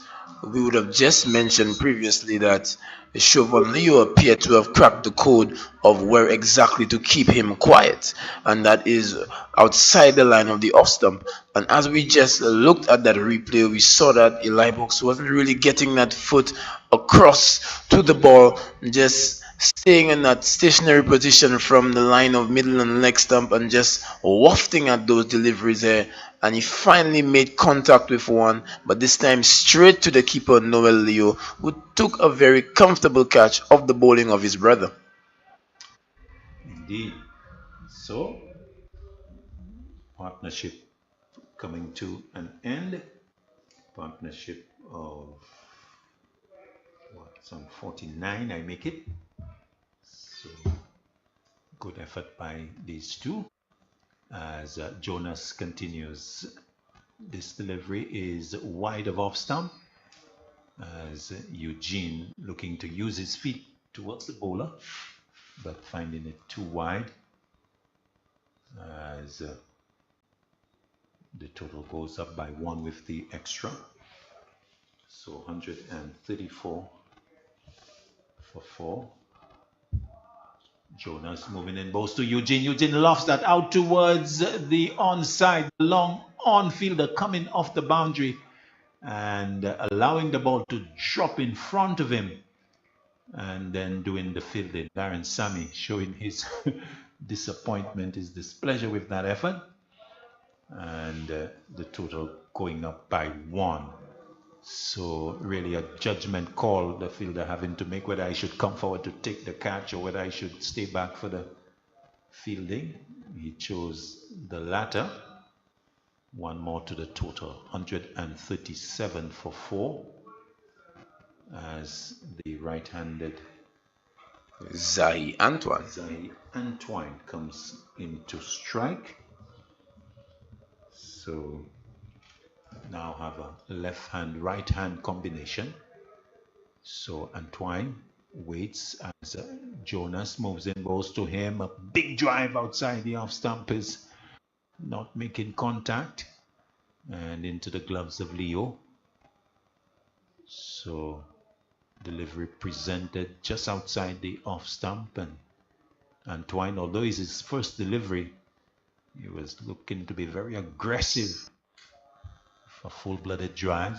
Jonas to Antoine. Antoine is back. It's a short delivery, plays it down into the backward point region. Sammy of the Darren variety comes to pick up. There's no run. 4 Sammys in the Micoud Eagles side. Merlin, Lance, Darren, and Darren Jr. Jonas moving balls to the man who is punching up the back foot to get a single. That's Antoine to get off the mark and to take his team's total to 137 for 4. This is midway in the 18th over. And the City Blasters a little sedate, you would think. At this stage of the innings, it's the 18th. Eugene is there, so perhaps he's the person who's responsible to push things along. He has not been in strike recently. He's in strike now. Delivery that is driven down the ground over the head of the bowler and beating the man coming from long on. A despairing dive, but it seemed to have come off his hand and over the boundary for 4. Good, powerful blow from Jonel Eugene, hitting it straight back past the bowler. It was airborne, but really no opportunity for a catch as Eugene gets another boundary, takes his team total to 142. A good blow by the left-hander. Yes, but we must highlight the excellent effort in the field there by the gentleman at the long on. And had he put in a similar effort for the catch? Jonas moving in balls to Eugene. Eugene gets a wide delivery. And actually being called a no ball. So, and of course, free hit now being signaled. Almost a sort of comedy of errors there from the bowler, overstepping and then an extremely wide delivery that went well wide of the cut area of the crease. 1 to the total. That's also free hit. So Eugene with an opportunity to get some runs. Delivery that is looking to hoik it. It gets an inside edge. It goes to backward point. They're coming back for the second. The return comes in. And the question is whether Eugene has arrived. Umpire Maffrey is giving him out rather belatedly. And so the end of Eugene with the throw coming in. Eugene coming back for the second. And Noel Leo receiving the return and then pulling off one of the stumps as he broke the stumps. And we were just waiting to see whether Eugene was in or out. And umpire Maffrey took in a long time as he walked towards the stumps and then saying with the raised index finger that he was out. What's your take, Jamal? Oh, goodness me, Claudius. Just looking at the replay here, I just feel that Jonel Eugene might have been hard done here. It looked to me as if he might have just made it, but the umpire here, from his point of view, Eugene was out. So the end to a very good innings here from John L. Eugene. Yes, a little unfortunate. It did look that it was very, very close, and Eugene looked to have been sliding in and perhaps past the crease as the stumps were broken. But I guess, to be fair, the umpire doesn't have the assistance with technology that we do, so he made a judgment call, and unfortunately it went against Eugene, who's gone for 41 run out. And so the City Blasters, they have lost their 4th wicket, 143 now for 5, as the over also completed. So 2 overs are left, as it's going to be Sukwa to move in. Bowls to Antoine. Antoine is getting a delivery that is angled into him, and it is coming off the pad. So there is no run. So it's going to be Antoine to continue. The non-striker would have come in. Looks to be Kimani Sexius. Kimani Sexius is at the non-striker's end. Delivery that is whipped away by Antoine, but straight to the fielder at backward square leg. The second run is of interest for Antoine, but Sexius is not interested. He wants to take strike, and so he stays at the striker's end. And one more to the total, 144 for 5. So Kimani Sexius has come in. He waits as Sukwa, with the penultimate over of the innings, moves in, bowls to Sexius. Sexius gets a foolish delivery, looking to whip at it and given out. LBW. Umpire Mafre raising that index finger. Once again, a full delivery, nicely executed by Sukwa, because you would expect him to understand that Sexius would be looking to go big, and almost a perfect delivery right up, and the batsman missing, and in the opinion of the umpire, being trapped in front. So another wicket to the Micoud Eagles, or for the Micoud Eagles, as Sexius goes LBW without scoring. Another wicket for Mr. Sukwa. Yes, we would have mentioned that Tyler Sukwa, a member of the Castries team, a former member of the city, of the boys from the city, and he would have been in training with them for many, many years. And Tyler Sukwa is actually known for being one of the better exponents of the Yorker going around in national cricket. And what a time to pull it out. I don't think that the batter Kimani Sexius could have had any issues with his dismissal. Many times batsmen are very unhappy to be given out leg before, but this one was full and straight and was missing leg, as they say, and crashing straight into middle stump. So Sukwa will bowl to the new batsman as he moves it away from us. Down the leg side, and wide is being called by umpire Mafre. So one more to the total, 146 now for 6, 145 for 6. Yes, and the new batter looks to be Quinn Henry. So Henry, the right-hander, waits as Sukwa moves busily in, bowls to him, right up, delivery, foolish length, driven into the onside. They will come back for the second as the long on fielder having to come all the way into the circle. So that presented enough time for them to come back for 2. So Henry gets off the mark. Sukwa continuing. Over number 19. Goes away from us, bowls to Henry. Henry is struck on the pad. Big appeal. And in fact, looks to have been bowled. So again, the Yorker from Sukwa right on the money. And in fact, hitting the stumps. Leo now redoing them. So Sukwa's accuracy is on song here with this full length bowling, getting wickets and sending back the 7th batsman for the City Blasters. So Henry goes bowled by Sukwa for 2 and wickets number 7 going down. Yes. Is it just me, Claudius, or the style of Sukwa seem to have an extra bit of motivation tonight, playing against his former franchise? Excellent bowling on display here from the young man, picking up 3 wickets for just 19 runs. He does have 1 delivery left in his spell. Could the 4 be on, Claudius? Well, it's very much on. And no doubt, if he continues to deliver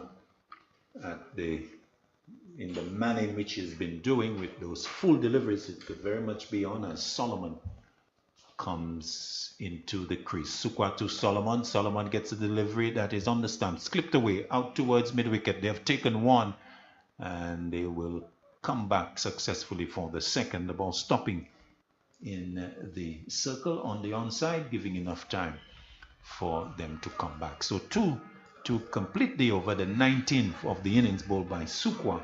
So Sukwa finishes with 3. So at the end of 19 overs, it's 149 for 7.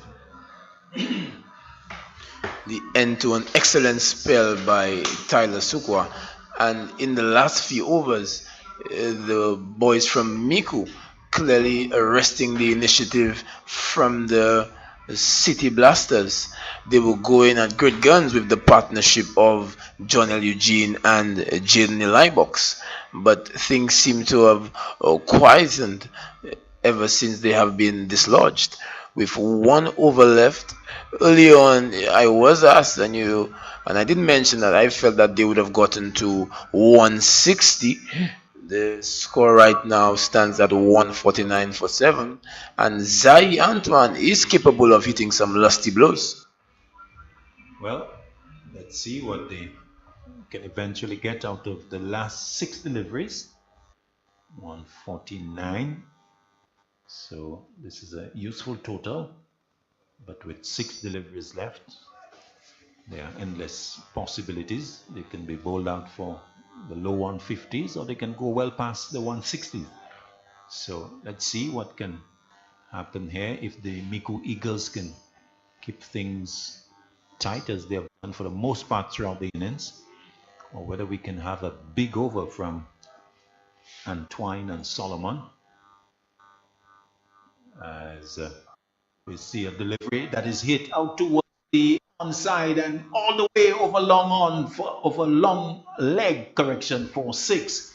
So a delivery that was hoiked by the batsman Antoine into the onside for 6. So good start to the final over, as he gets a maximum that takes the total past the 150 into 155 for 7. Good blow here to start the over. Yes, he wasn't in complete control, but he certainly had the intent. Leo moving in, bowls to Antoine. Antoine hits that big and massive over mid-wicket. No question about this. That's gone all the way for 6. And all of a sudden, we've got excitement here in the final over. Maximum 2 of them as the over commences. 6 over long leg and now 6 over mid-wicket. And all of a sudden, an innings that was seeming to peter out to a conclusion has come to life, with Antoine going bang bang over the boundary. The total going to 161 now for 7. Yes, he was in absolute complete control of this one here, and this is the area that he would be looking to target for the remaining 4 deliveries as well. Leo would be better advised to get that ball right up. under pressure. Leo moves in, balls to Antoine. Antoine is driving out towards the offside 6 again. Over extra cover, the sweeper was coming across and he was not able to haul it in. The ball going over his head, and my word, Antoine has brought this innings to life. He has gone bang, bang, bang. Maximums, taking the total to 167 for 7. And what a turnaround, Jamal James, to the innings. Excellent anticipation here from Antoine. He knew that the bowler would have adjusted his length and come closer to the stumps, giving himself some room and lofting him over extra cover for 6. Leo moving into Antoine. Antoine is swinging and the ball coming off the edge of the bat and going to Sukwa on the edge of the circle for a single. My word, Zai Antoine, where was he all along? And what an impetus to the innings. We were saying 150, you were saying 160. It's gone well past that. 167, as it is a delivery that is short. It comes off the body as the player looking to swing at it. They've gone for 2. They will come back for the 3rd, and the throw is being relayed onto the stumps as Antoine looks to get back on strike to face the final delivery. Umpire Mafre is walking towards the stumps, and I don't think he's going to raise the index finger on this occasion. So it looks like Antoine made good his ground, so he's got an opportunity to face the final delivery, and it would not be surprising that he hits it for 6. Yes, not very good here from the Micoud team, allowing for Zai Antoine to get back on strike. But testament to the quality of the running between the wickets from the City Blasters team.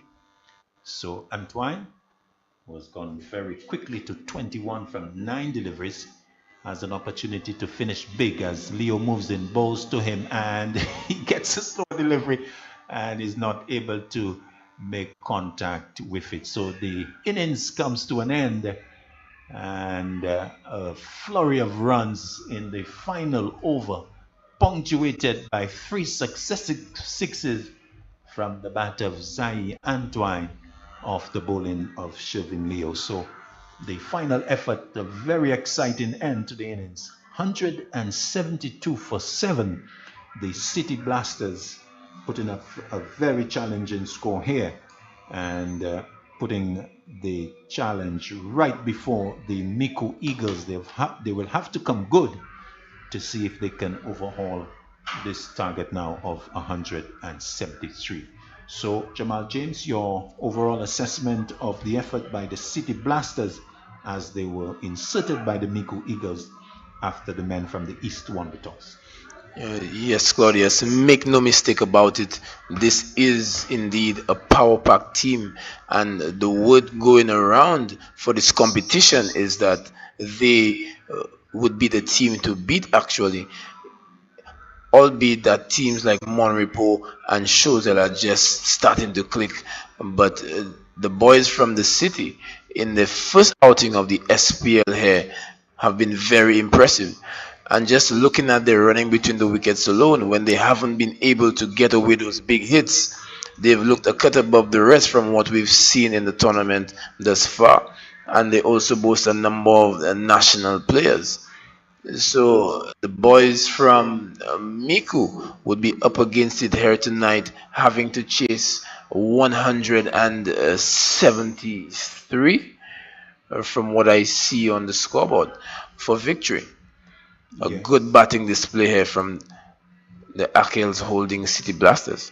Indeed. So the story of the innings was that the City Blasters started with Natram and Edward, and they had a pretty decent start, and they did pretty well at the end of the power play. They were 45 for 1, and they were able to maintain the momentum throughout. The top score being Jonel Eugene 41. We also had 36 from Eli Box and 21 from Dane Edward. as well as 21 not out from Antoine. So all in all, 171. So the requirement is 172. So the required weight 8.6 per over, and an opportunity for the Micoud lads to give an indication of what they are made of. And so that would be the story in the next few minutes as they come back with the reply. But it's a time for us to take a little break here as we await the reply by the Micoud Eagles. So let's take a break now and resume with Micoud Eagles going after the 172 for victory.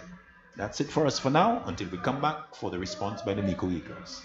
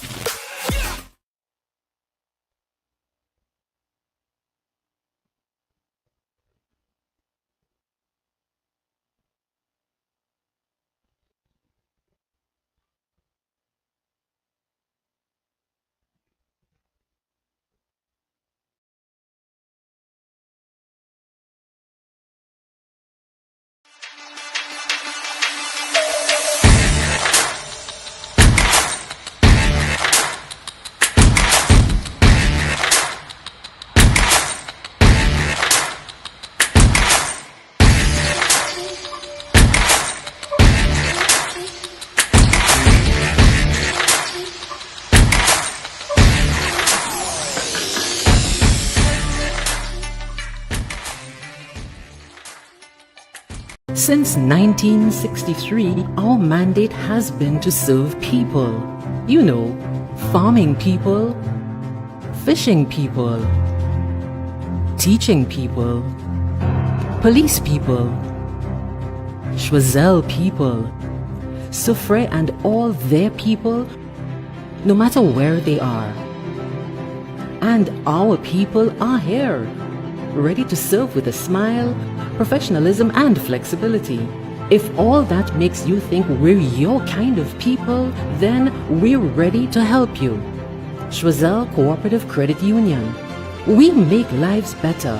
Join us today. Telephone 459-3100 or 459-3119. US Polo Association is having a massive sale at both locations at the Castries and Baywalk Mall. 30 to 70% off. That's right, 30 to 70% off. Men's, ladies, and kids apparel. Now is your chance to get your favorite outfits at fantastic savings. 30 to 70% off. And it's all happening at both locations, Castries and the Baywalk Mall. US Polo Association would like to thank our loyal customers for the years of support. Don't forget, 30 to 70% off. Sale starts Wednesday, October 11th. It's a new day. A day we've been waiting for our whole lives. This is the beginning of something that we thought was impossible. We've put in the work to get to this moment. To work together as a team. And trust me, they know that Choiseul is on the rise. What they don't know is that we are just getting started. Choiseul Cooperative Credit Union. Call us today at 459-3119 or 459-3100.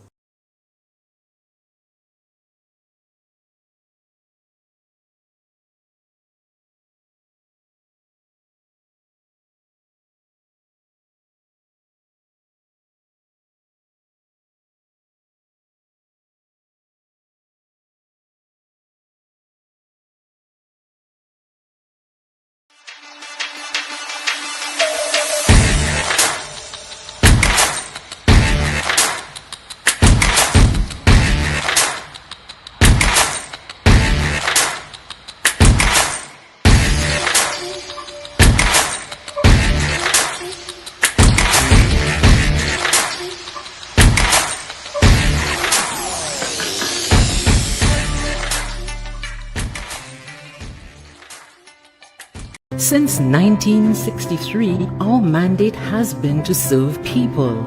You know, farming people, fishing people, teaching people, police people, Choiseul people, Soufrière and all their people, no matter where they are. And our people are here, ready to serve with a smile, professionalism and flexibility. If all that makes you think we're your kind of people, then we're ready to help you. Choiseul Cooperative Credit Union. We make lives better. Join us today. Telephone 459-3100 or 459-3119.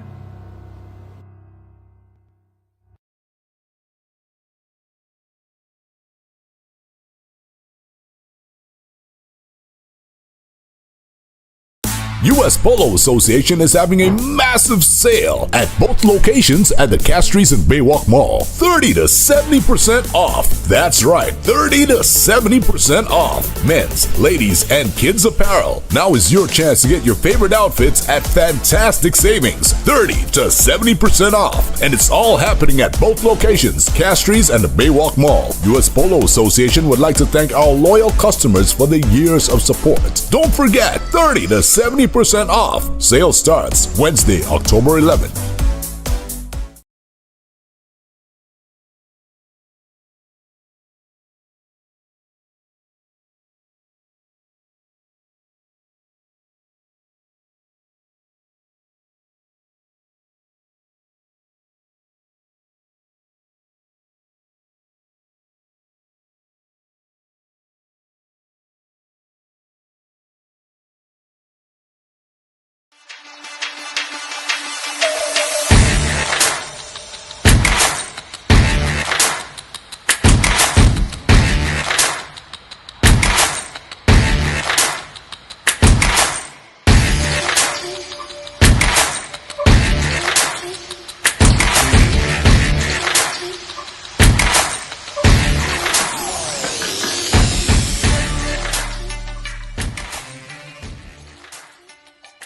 Since 1963, our mandate has been to serve people. You know, farming people, fishing people, teaching people, police people, Choiseul people, Soufrière and all their people, no matter where they are. And our people are here, ready to serve with a smile, professionalism and flexibility. If all that makes you think we're your kind of people, then we're ready to help you. Choiseul Cooperative Credit Union. We make lives better. Join us today. Telephone 459-3100 or 459-3119. US Polo Association is having a massive sale at both locations at the Castries and Baywalk Mall. 30 to 70% off. That's right, 30 to 70% off. Men's, ladies, and kids apparel. Now is your chance to get your favorite outfits at fantastic savings. 30 to 70% off. And it's all happening at both locations, Castries and the Baywalk Mall. US Polo Association would like to thank our loyal customers for the years of support. Don't forget, 30 to 70% off. Sale starts Wednesday, October 11th. It's a new day. A day we've been waiting for our whole lives. This is the beginning of something that we thought was impossible. We've put in the work to get to this moment. To work together as a team. And trust me, they know that Choiseul is on the rise. What they don't know is that we are just getting started. Choiseul Cooperative Credit Union. Call us today at 459-3119 or 459-3100. At Great Vision Designs, we value our customers and provide cutting-edge customer service. Great Vision Designs specializes in television broadcasting and live streaming of funerals, sports events, weddings, meetings, shows, and more. Call us today at 722-6542 or 726-9914 or follow us on Facebook and YouTube. Great Vision Designs, coverage you can count on.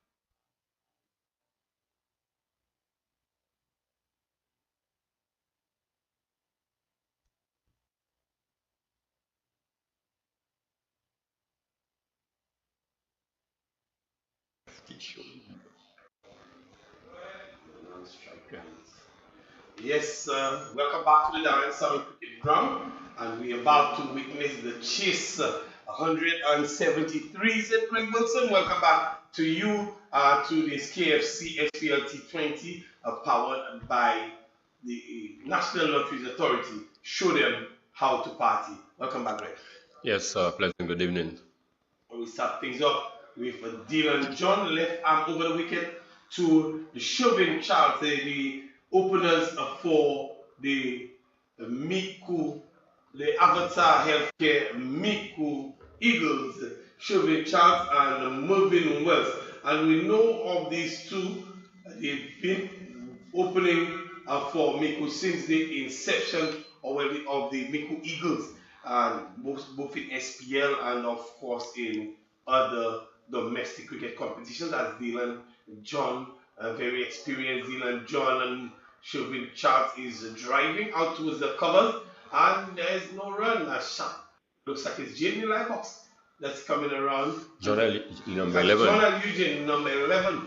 John L. Eugene firing this one back in, and there is no run. The wicketkeeper for the Achilles Holding Inc. City Blasters is Quinn Henry. We have the captain Natram at a whitish slip. You can't say that's good slip. It's pretty wide as Dylan John moves in left arm over the wicket to Chauvin, and he's getting some movement away from the left-hander. Started wide and continued, and then even wider, and umpire Maffrey will duly signal the wide. So the account is open for the Avatar Healthcare Micoud Eagles, and they're looking for a huge total, looking for 173, and they are just one with this extra ball by Dylan and John, the two fielders out in the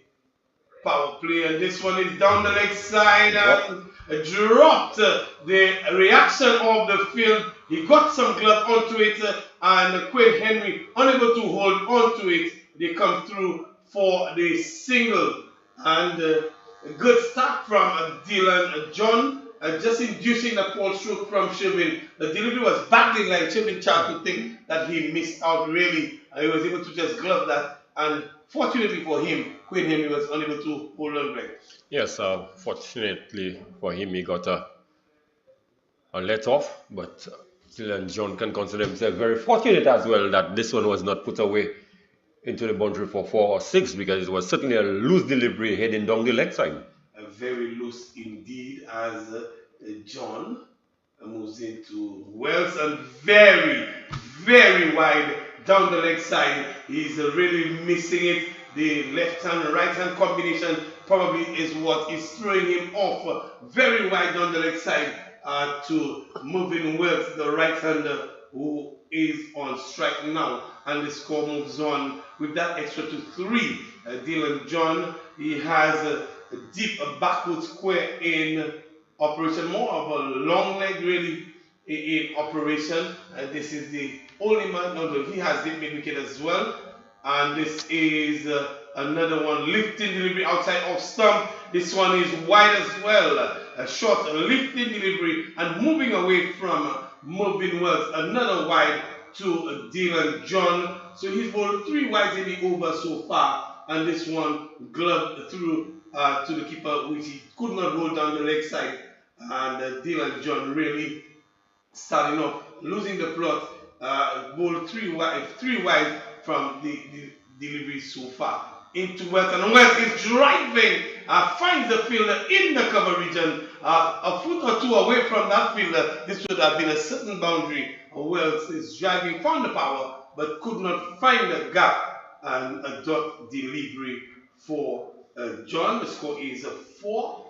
We're in the first over, looking to get 173 for victory. They will definitely need a solid opening stance from Moving Wells and Chauvin Charles. It's John into Moving Wells, short lifting delivery, and it's called a no ball again. Dylan John has transgressed that line. The arm of umpire Maffrey outstretched. Dylan John, no ball, and it's a free hit. Moving Wells gets an opportunity to really get onto the scoreboard quickly. Yes, Dylan John really struggling in this opening over of the inning, but really Clivers, it almost mirrors the first over bowled by Siobhan Leo as well. A number of wides and no ball as well, and so far Dylan John has bowled some 7 deliveries and only 4 legal deliveries in there. Actually 8. No ball to Moving and Dylan John. It's another no ball. He's gone over the line again. So the free hit still holds. This time, Dylan John, he probably will try to get out of this over. It's another no ball from him. So 9 deliveries bowled so far in the over, and we've only had 4 legal deliveries. My goodness me, he's bowled quite a number of deliveries in that over. Is John. It's 6 on the board so far, and Moving Wells. And this time he takes advantage of it. He gets it into the gap. 2 bounces over the rope. 4 runs to Moving Wells. And Dylan John, with that free hit, Moving Wells is able to take advantage of it and getting himself boundary for it, taking the score to 10-10. We're inside the first over. Dylan John is proving very expensive. Greg, the teammate just walking across and giving him a hand. Dylan John looking to come out of this over. He still has 1 delivery to go, and Moving Wells is in expecting it. He just plays this one out towards square leg. The fielder comes off the boundary there, a deep backward square, and there's the fielding. Moving Wells gets a single, and he is on 5 from 5, and Chauvin Charles is on 1 from 3. Yes, the end of a successful over, one would say, for the Eagles, getting some 11 runs, so it means that they would have started way above the required weight. But one must say, for someone who has been entrusted with the new ball over the years for the Castries team, Dylan John is really proven to be disappointing at many a times.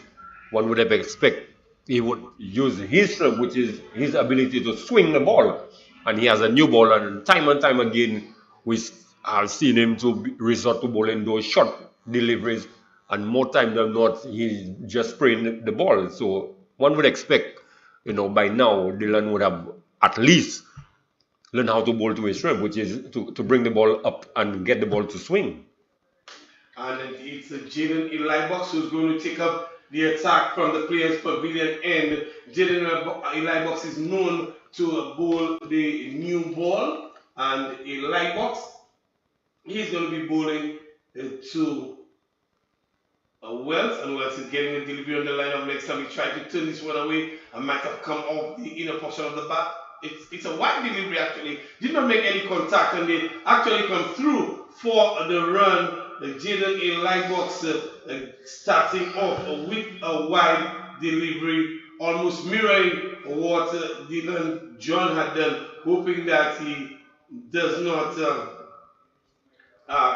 continue with that. And the score has moved on to 13. Moving. Wells is on 5, and Shelby Charles is on 1. And Charles, left-hander, is on strike. Picks this one up out towards the boundary, the back of square. 4 runs to Shelby Charles.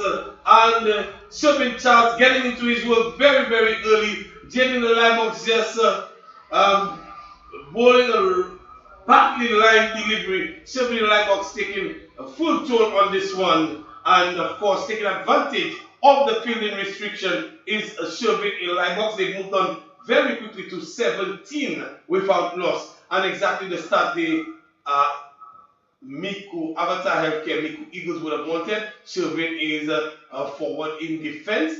And the dot delivery resulting from there. Shelby Charles copied his partner moving. They are both on 5. Jaden Eli Box would want to just put a little more discipline in this bowling. They have a good total to defend. Shelby is looking for the big heave out into the offside. Does not get the timing that he wants. And another dot delivery is the result. So Shelby Charles and moving Wells. Jaden Eli Box fires this one in, and no run resulting. Another good delivery from Jaden. He's come back well after that boundary from Shelby Charles. He's going through his overs very, very quickly. Jaden Eli Box is known to bowl the new ball, and this one is in the air. The fielders come through at mid-wicket, and that ball will land safely, and Shelby will come through for 1 run. Good for him. He did not get the right timing on this one, Rex. Well, hitting with the wind, perhaps had he gotten the proper timing, it may have just sailed over the heads of Zaire Antoine. But fortunate for him, it fell well short of Antoine. So, as you didn't get good comeback there by Jaden Eli Box after being struck for the 4. And this time he's going to be bowling to Moving Wells. And Moving Wells is guiding this one. There's a bit of miscommunication, but Shelby makes it safely. He start and stop for Shelby Charles, but he does make it safely. And 19 on the board, 19 without loss after the second over. 2 overs and 19 without loss. A very good start for the Avatar Healthcare Micoud Eagles in pursuit of a good total set by the Akels, holding in City Blasters 173. So now 154 is required from 18 overs at a required rate of 8.56. Still in business, Jaden Eli Box 8 from his over, and Dylan John will be given a second over here. Bowling to a Moving Wells, who's on 6. John, left arm over the wicket. Moving Wells is getting a freakish inside edge down towards a long leg. The fielder comes off the boundary, fires the return in, and they come through for a single. Dylan John getting a second over. Greg Wilson. Is that a good call from the captain? I think it's honestly, I think it's a big gamble, because I don't think with that first over his confidence would have been that high. So it's a gamble, and let's see if it's going to pay off. Yes, sometimes it can be a confidence builder as well too. Since he did not do so well, you go to him, have a chat with him, and say, listen, I believe in you, and you just repose another level of confidence in him to help build him. As John to Shelby is driving out towards mid-on. The fielder comes around, they come through for 1, the throw comes in, but not before they complete the single to take the score to 21 without loss. Chauvin Charles, he is on 7. Both batsmen on 7. A good start so far from the Avatar Healthcare Micoud Eagles, and in pursuit of the 173 set by the Akels Holding Inc. City Blasters. Dylan John runs away from us into Mervyn Wells. Mervyn Wells is forward in defense, plays this one into the offside, and there is no run. Just to remind you, tomorrow, October 16th, there is one game scheduled for the Darren Sammy Cricket at 7 p.m. in this year's KFC SPLT20. It is the South Castries Cricket Association, South Castries Lions, taking on the Akels Holding Inc. City Blasters from 7 p.m. as Dylan John continues. He runs away from us into Mervyn, and Mervyn is pulling it out towards the deep square leg. The fielder is there, and that ball races to him. They come through for one. Zahid Antoine fires this one in, and one is all there will be in this particular delivery. Good cricket so far. We've seen a good chase being put there in so far 22 without loss for the Avatar Healthcare Micoud Eagles in pursuit of 171. Dylan John, 1.3 overs, 14, 1.4 overs, 14. And Chauvin picks him up. It's in the air. A fielder settles on that. Will he take it? He does. He drops it. He drops it. Oh my goodness. What a miss for the Akels Holding City Blasters. Greg, what do you make of this Floyd? I think the fielder never looked confident. Actually, he dropped to his knees even before the ball fell into his hands. So you could see he never settled and never looked confident in going for this one. Definitely did not look confident on it, and that has prompted a change, has it? I feel that just he was really on his knees before that ball got to him. He did not make the ground that he needed to make, and Dylan John would be unhappy that he had presented an opportunity. And Chauvin, outer edge front, out towards the boundary. He threw everything at it, and so Chauvin Charles is on the charge here, and yet another boundary to close the over from Dylan John. Yes, I think Dylan John just a bit too predictable. Chauvin did anticipate that would have been sort of back of a length and really mid room. Went outside the leg stump and really threw the back at it, got a freakish outside edge, and with no fielder down at the footman boundary, the ball just sped into the boundary for 4 and putting his team in a good position. 28 after 3.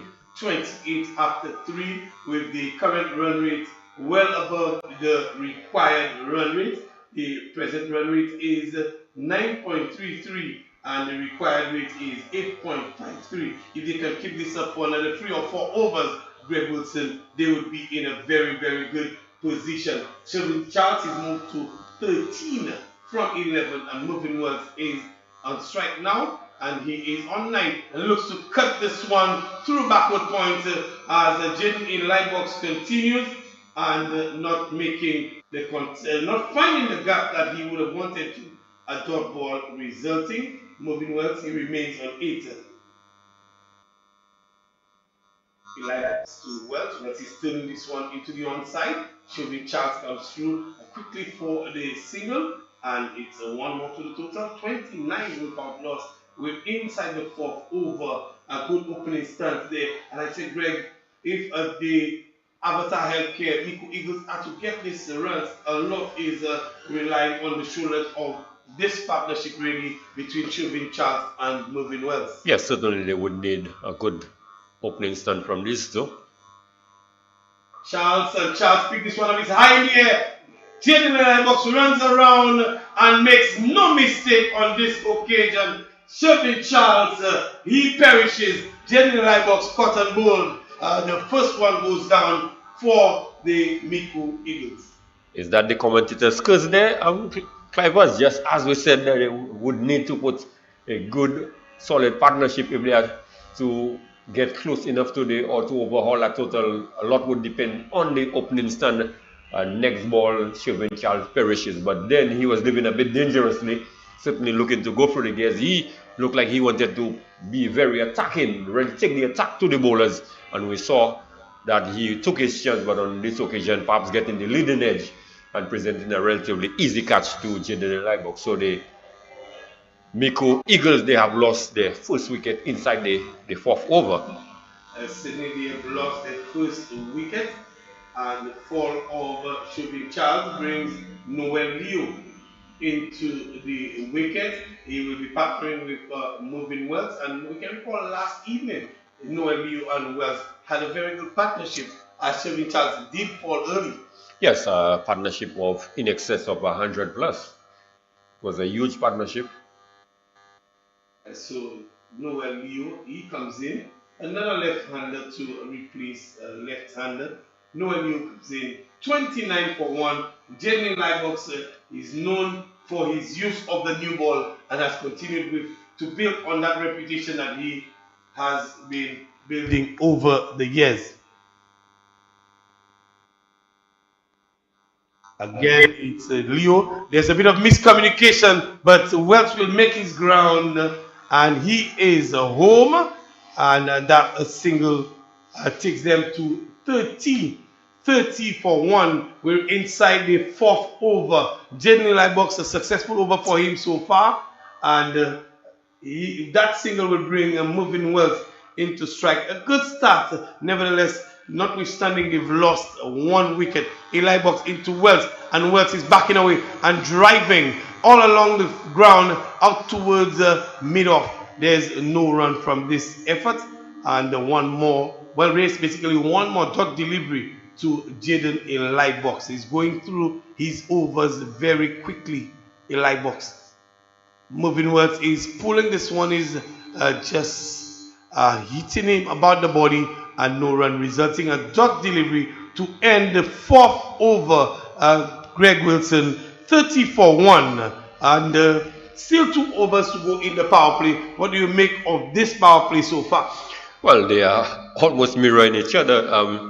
Clivers, the City Blasters, they lost their first wicket in the fourth over. So at the end of 4, they were 29 for 1. The Micoud Eagles lost their first wicket in the fourth over. At the end of the fourth over, they are 40 for 1. So just 1 run difference. 1 run difference. Even Stevens, really, these two teams. And it will be a bowling change from the northern end, the commentary box end here.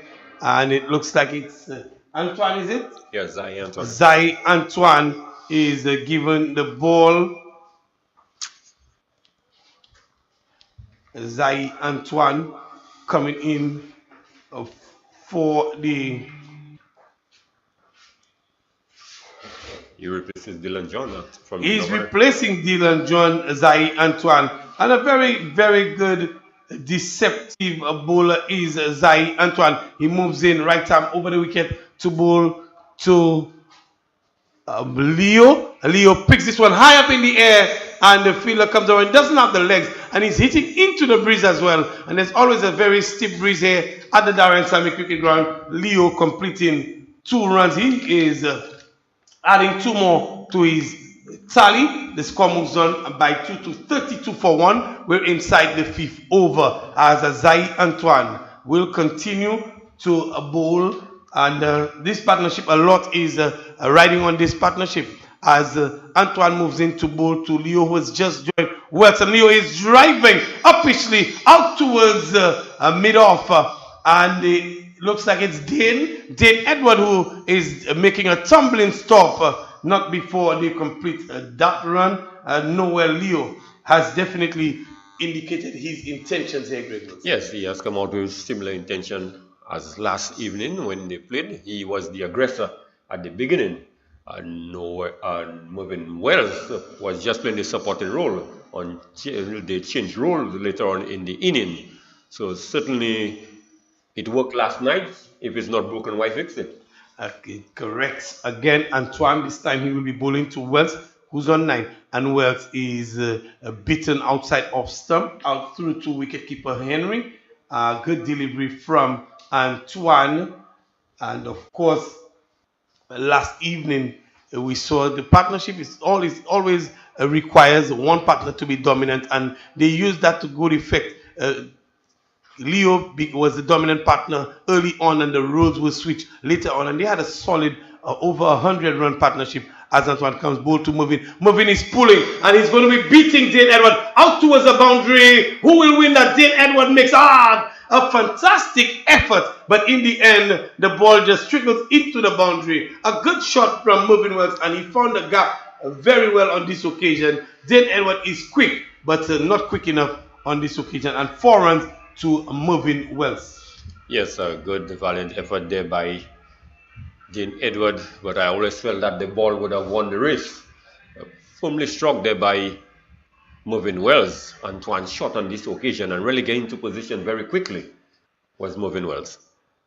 Zai Antoine, he moves in again after being spunked for a delightful boundary from Movin Wells. Again, he's on the pads, and Movin Wells is playing this one out to short mid-wicket. Too firmly struck. The fielder is in the way, and he will not get any run for his efforts here, and not in the gap on this occasion. Had it been in the gap, it might have been challenging the boundary as well. Yes, certainly. It was firmly struck. And Movin Wells is moved on to 13, and the Avatar Healthcare Micoud Eagles 37 for 1. We're inside the 5th over. Antoine to Wells, and Wells is pulling. This one is in the air. Diving fielder can't stop it, and they come through for 1. There's a misfield. The second one is on the throw, comes in, and it's not an excellent throw. They complete the second run, and the 5th over comes to an end. They have moved on really to 39 for 1 after 5 overs. Movin Wells, he's on 50. Noel Leo has joined him after the departure of Shervin Charles. He is on 4. Greg Wilson, we will take some comments from you, and then it will be the voice of Claudius Emmanuel.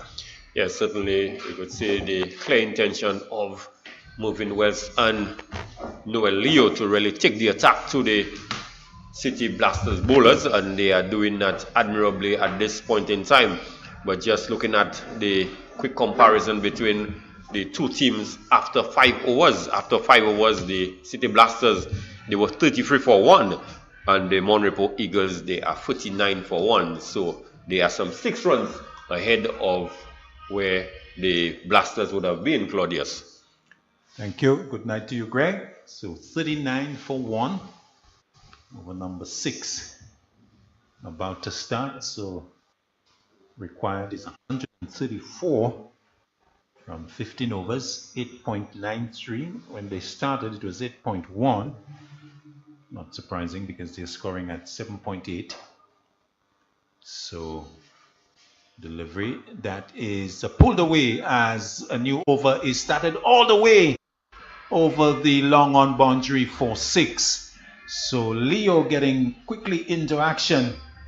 First delivery from Eugene, a long hop and put away over the long on boundary for 6 as Noel Leo is going over the boundary. So he takes the total to 45, and 1 wicket has fallen. So Eugene being greeted with a maximum here and really being sent a very strong signal by Leo that is not going to be mucking around. Eugene to Leo, Leo back and pulls for 6. This time over mid-wicket into the Johnson Charles stand. The small crowd scattering in the area in which the ball landed. So Leo, no nonsense approach. He has greeted John L. Eugene very, very roughly indeed, with 2 sixes at the start of his spell. The 50 comes up, 50 for 1 in the 6th over. Leo is in a hurry, Greg. Yes, certainly, but he has been served up 2 buffet deliveries. Why not help yourself? Eugene bows to Leo. He is getting a fuller delivery into the leg stump as he changed his approach on this occasion, coming now over the wicket to the left-handed Leo, who was not able to get the ball away. Eugene having to pick up the fielding of his own bowling, breaking the stumps at the Non-strikers end, but no damage done. So Leo remains on 16. 51 for 1. Eugene to Leo. Leo is lofting that out towards the onside. The mid-wicket fielder is coming off the boundary, misjudges it. Went for 6. Actually. And the ball going over his head for 6. Umpire James confirming that the fielder on the boundary was not able to negotiate the lofted stroke out towards the boundary with the wind assisting it in taking it beyond the boundary. And Leo is now hit 3 sixes in the over and has gone very, very quickly into the teens. The score going to 57 as delivery that's off the back foot hit into the offside by Leo, straight to the fielder though, and there is no run. So a flurry of scoring in this over.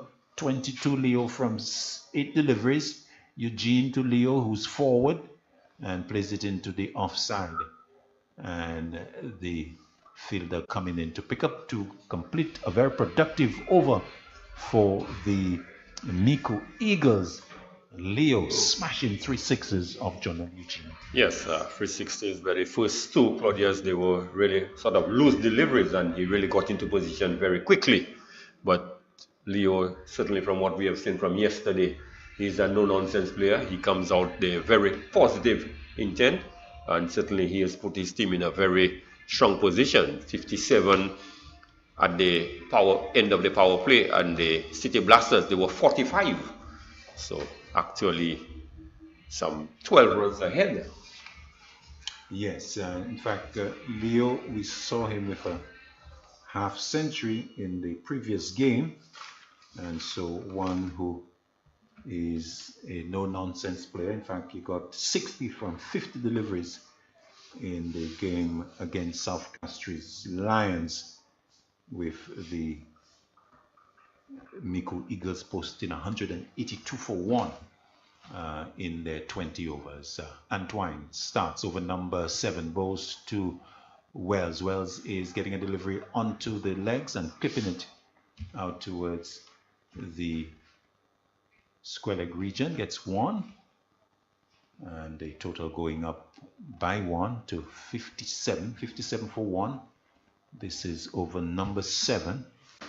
Leo, the left-hander, comes in to strike as Antoine, who himself got into 6 hitting mode in the previous innings, ending the City Blasters innings in a flurry.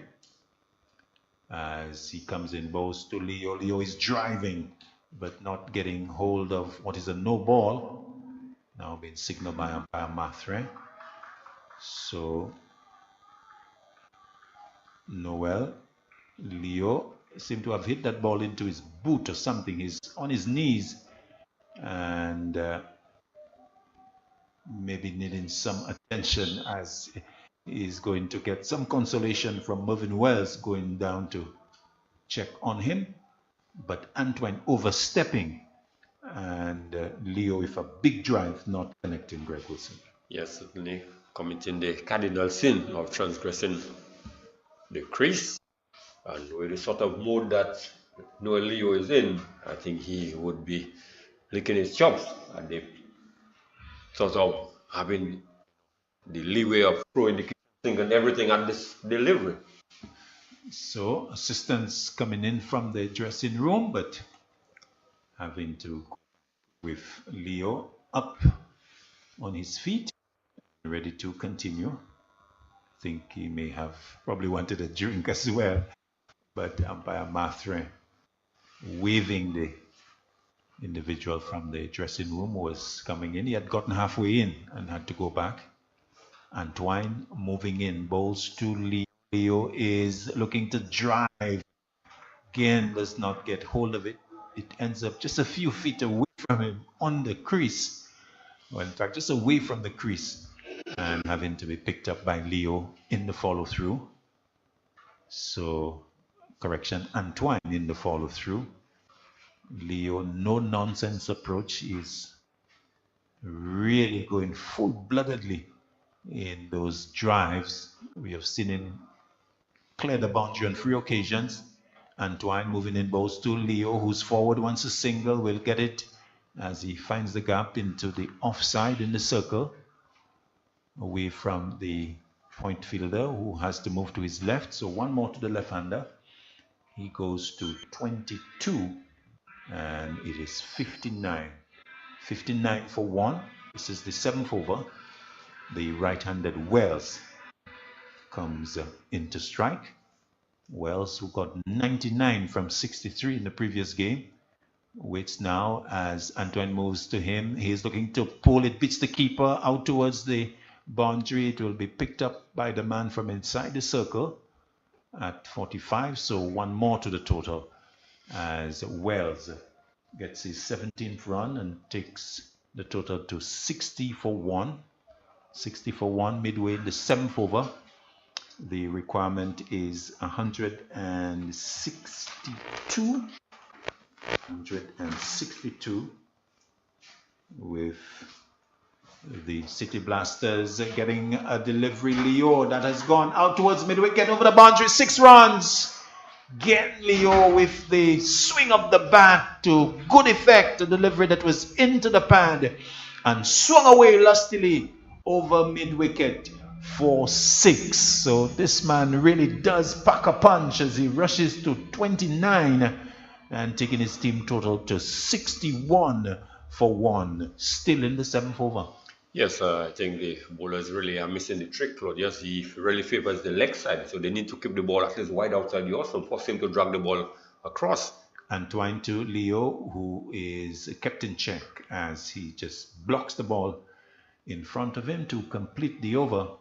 Another productive one for the Micoud Eagles as it ends up on 67 for 1, 29 to Leo and 17 to Wells. Yes, productive indeed. Some 10 runs coming off the last over. And as I was indicating to you, I think the bowlers, they are really missing the trick, especially bowling to Leo, because he strongly favors the leg side, and they seem to be bowling the ball right in the act for him or attacking the stumps. And what would be required of them is to bowl the ball wide outside the awesome, force him to hit, and more so, having him hitting on the leg side, he'll be hitting into the winner. You know, so I think certainly these are some of the little tricks that some of our bowlers are really missing. Indeed, and sometimes it tends to be very costly as we've got a bowling change. Looks like Kimani Sexius is going to come into the bowling. Delivery that is pitched up and driven out towards long off. And one more to the right-handed Wells, taking the total to 67. 67 for 1 at the start of over number 8. Yes, Kimani certainly would want to make amends because he dropped Chopin Charles early on in the mid-wicket region. He comes in, bowls to Leo. Leo is going to get a single past the left hand of the bowler in the follow-through as he didn't pick up cleanly. So one more to the total as Leo, he goes up to 30 and the total 68. Is it 60, 69? 69 for 1. 69 for 1. For 1. Sexius comes in, bowls to Wells. Wells is punching it into the offside. A bit of a misfield inside the circle, but the fielder recovers quickly enough to prevent the batsman from going for the single. So left hand, right hand combination. Wells 18 from 21 waits as Sexius moves quickly in, bowls to Wells. Wells turns it, and good work by Dylan John on the edge of the circle, picking up nicely and firing the return in, but not preventing the batsman from going for the single. I think he got a good bounce, and he was able to prevent potentially what would have been a boundary. So one more to the total, 70 for 1. The left-handed Leo comes in to strike. Sexius over the wicket, bows to Leo. Leo looking to pull the deliveries short and wide, and too wide that it's even out of his reach. And so as it's taken by the keeper, the umpire says wide. And so one more to the total, 71. 71 for one. This is over number 8. 103 required from 12 overs and 2 balls. Sexius moving in, bows to Leo. Leo is looking to again play the same stroke. Same result, but he doesn't get the wide because this one is a lot closer to him and might have probably been a pace-off delivery as it went into the gloves of the keeper. Keeper Henry taking that with the gloves, so no run to the total. It remains on 71 for one. Sexius to complete over number 8 moves in from the far end, bows to Leo. Leo gets a lift in delivery, plays it into the point region, and will not want to receive the return, asking the fielder to hold it because he's comfortable with the single. So 72 for 1 as we have had 8 overs. The Micoud Eagles, they're scoring at 9 runs per over, which is just about on par with what they require. An additional 101 runs at 8.42. So they are well on course, Greg Wilson. Yes, certainly well on course, Claudius. At the same stage, the City Blasters, they would have only scored some 59 runs. So they are way ahead at this stage. As we will say, large and in charge. And the innings follows similar pattern to what we saw yesterday, where Noel Leo was the aggressor at the beginning, and today it is very much Noel Leo the aggressor and Movin Wells just playing the supporting role. Indeed, so it is going to be Dexter Solomon who's going to pick up the bowling from the northern end, and he is going to be bowling to the left-handed Leo as we get into over number 9. Leo 31 from 17, 4 sixes already as he waits. This delivery is angled across him, so he just comes across and plays into the offside. There's no run, so 72 for 1.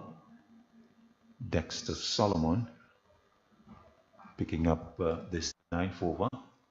So we have Dylan John, Eli Box, Antoine, Sexius. Now Solomon comes in now, bows to Leo. Leo plays that nicely into the gap on the offside, but will be just 1. The return comes in as they come back for 2, in fact.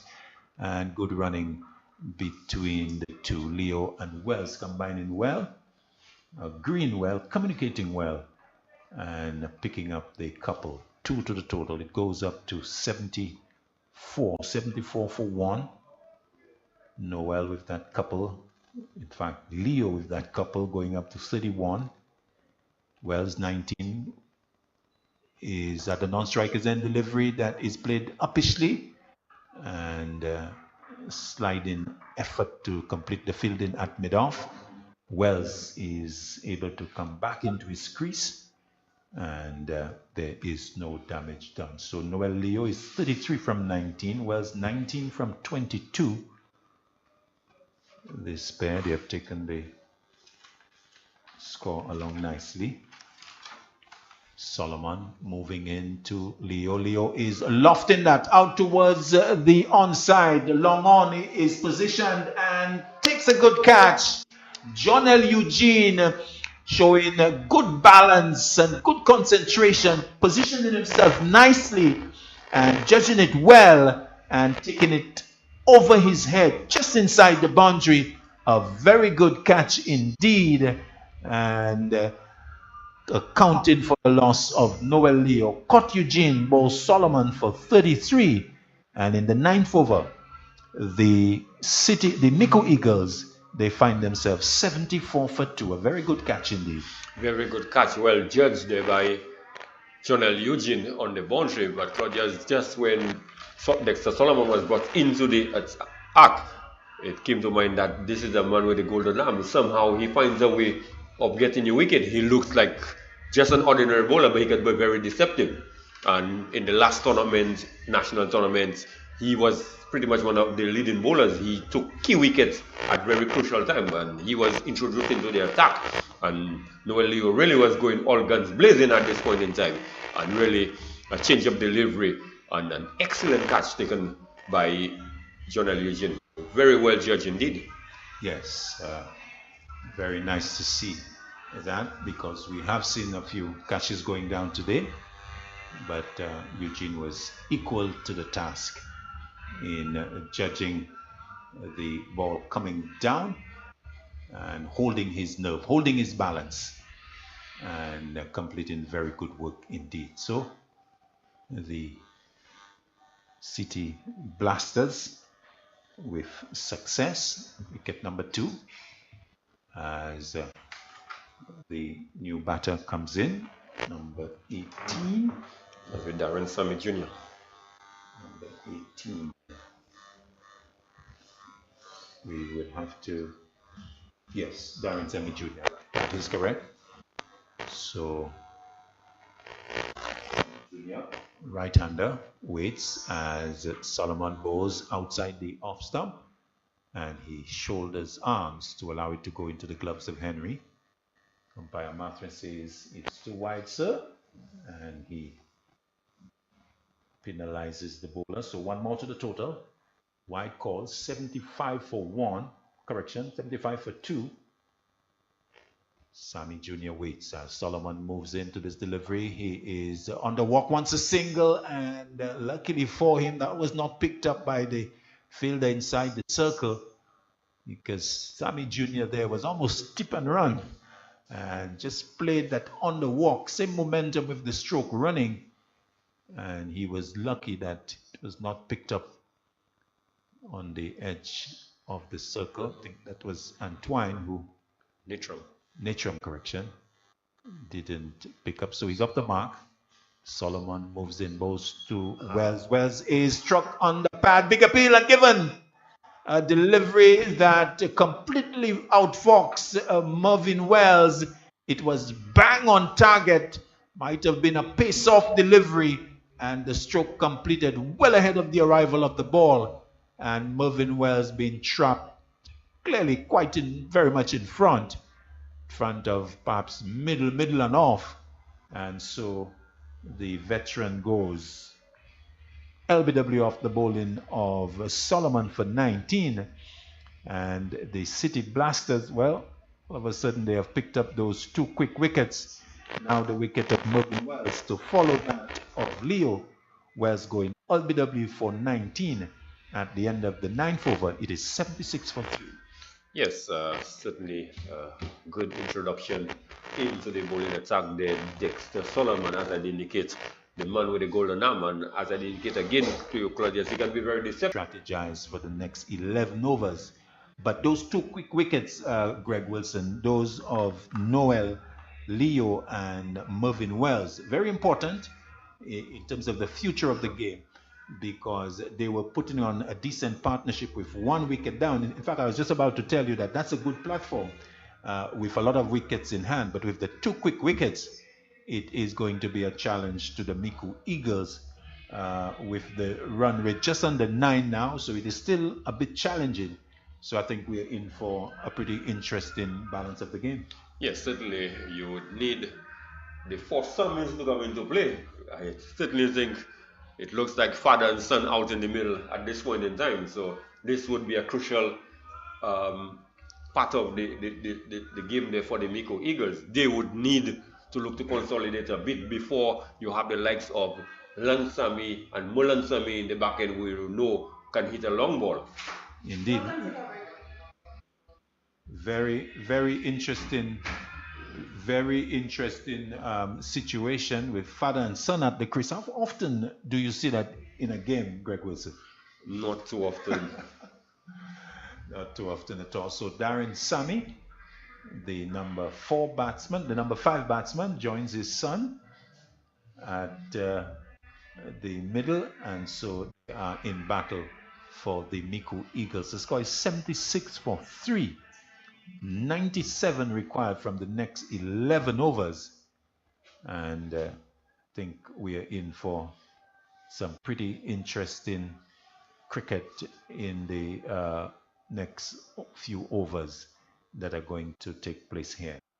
So Sami is going to take strike. That is the junior variety. He is about to face. So Sami Junior with the blue helmet, and Sami Original is with the yellow helmet. So numbers 18 to Junior and 88 to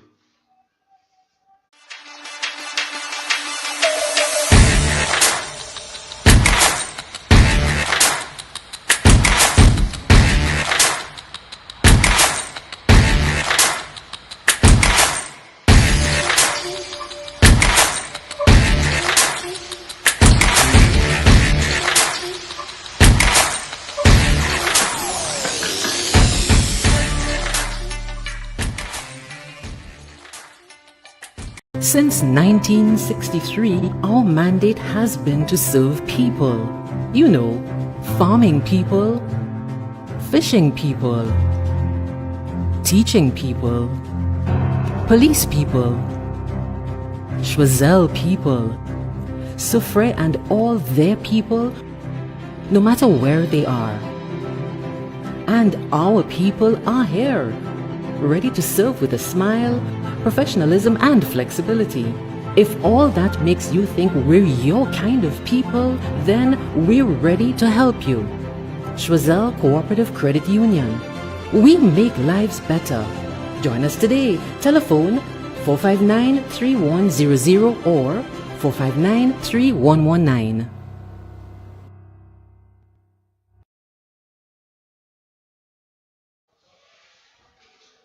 And of course, action continues here at the Darren Sammy Cricket Ground. I was just reporting here, Darren Sammy, senior and junior at the crease. And I'm joined here by Jamal James. Jamal James, welcome back to the hot seat as the action continues in the KFC SPLT20. And it's Kimani Sexius bowling to Sammy Jr. who takes that single. The score moves on to 79.